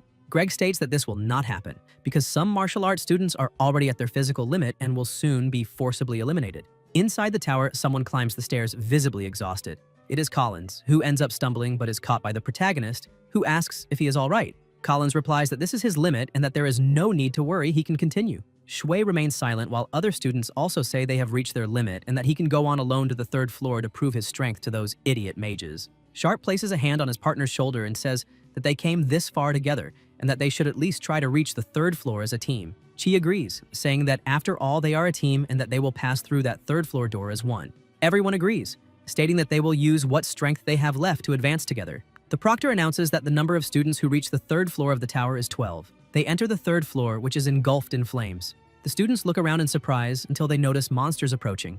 They launch their attacks but end up surrounded by enemies on all sides and are defeated. Outside the tower, the 3 who were eliminated comment that the 3rd floor was brutal, that they could barely see how many enemies there were, only feeling as if they were surrounded by 5 at the same time. The protagonist thinks that the 3rd floor is the limit for the martial arts department. To avoid suspicion, he intentionally made it so that only his real body was defeated, while the clone still remains inside the tower. That way, by supporting the 2nd martial arts group with the hero's battle cry, he can guide everyone to the 3rd floor. Thus, everyone in the martial arts department achieves better scores, and he does not stand out individually. To be precise, the entire martial arts department stands out. People comment that all martial arts students reach the 3rd floor, something that usually only the elite course manages to do.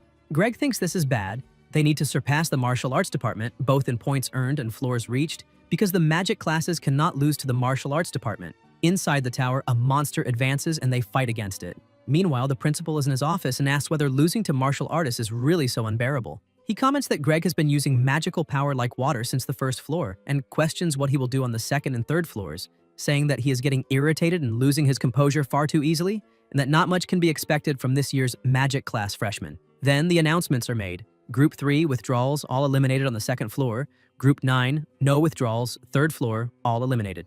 A voice announces that no student ranked 40th or below reached the 3rd floor, and that, in fact, some teams were completely eliminated on the 1st floor. Greg, extremely irritated, puts his hand on a student's shoulder and says that this is absolutely wrong, that it is a trap for the mage classes because the enemies only multiplied and became stronger when it was the mage's turn. The student asks him to calm down. Linda approaches and says that it is inappropriate to deny reality in front of the students, asking whether he knows that the Allen Tower is functioning normally or whether he is suggesting that his own sensory abilities have deteriorated. Greg replies that he is not. Then he looks aside even more irritated, thinking that all martial artists are a nightmare. Linda comments that surpassing the magic classes is incredible and that is why she said they would manage to try. Shigart replies that no, this is the result of the students' own hard work. More importantly, the elite course's turn is coming soon, and he asks whether she should not be there. Linda says that those children do not need her worrying and that, besides, the class representative is already there. Julia comments that her older brother is amazing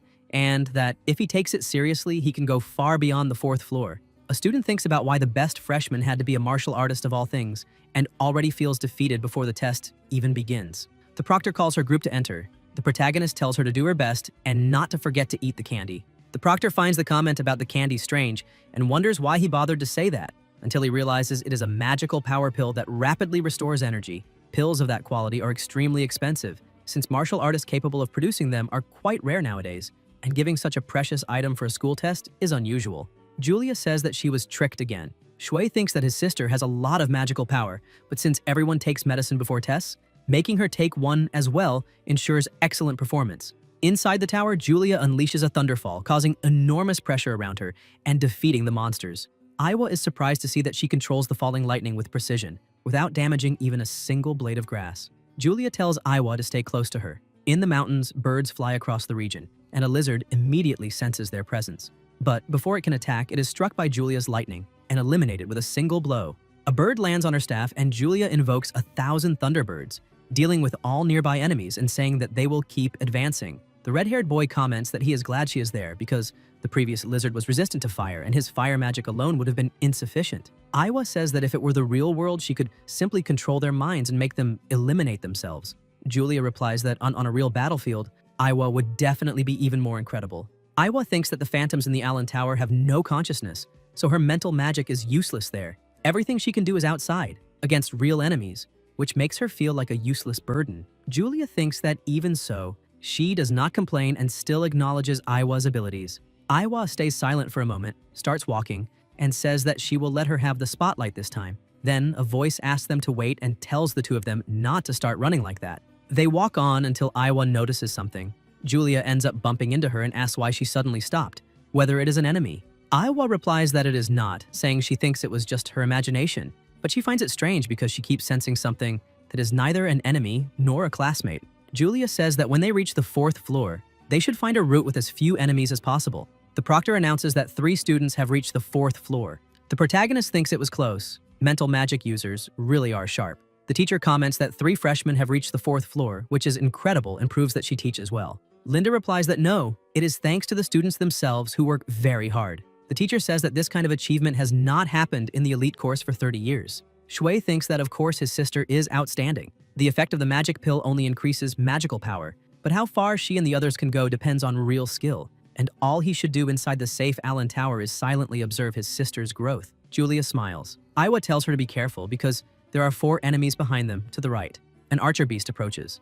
Julia observes, but someone attacks first, causing an explosion. It's the red-haired boy who says she must be exhausted from the 3rd floor and that he will deal with those guys. Soon he realizes that the monsters did not die and are counterattacking, but he manages to dodge and uses his blazing fire magic, releasing intense flames that burn them, saying that his fire magic is also very good. Aiwa warns that many enemies are approaching and that they need to move fast. Julia asks how fast, and the redhead says she's ignoring her. Aiwa explains that about a dozen are coming straight at them at incredible speed. Something happens behind them. Aiwa notices and quickly dodges the attack. Spears are thrown, sealing the passage, and a huge monster appears, dragging a chained wolf. The monster stomps the ground, causing a tremendous noise, walks while dragging the wolf by the chain, and they realize that this is very bad because only a mental magic user could break that formation. Someone punches the grate. Aiwa says no, that there is another way. Meanwhile, Julia activates the barrier. The wolf tries to charge, but is repelled and thrown far away, crashing to the ground. Aiwa comments that high-temperature flames can also melt metal. Julia agrees and says they will bring the enemies down, while Derek should focus on breaking the grate. The monster opens its huge mouth, emitting a deafening sound, and the wolves try to advance. Julia uses her lightning but realizes in shock that they are not injured. Aiwa says that the one on the left is the fastest and weakest. Julia listens and attacks, blasting it away. She looks at her partner in confusion, and Aiwa says there is no time to explain. 3 on the left, 2 on the right. Julia smiles and releases her lightning, scorching the monsters.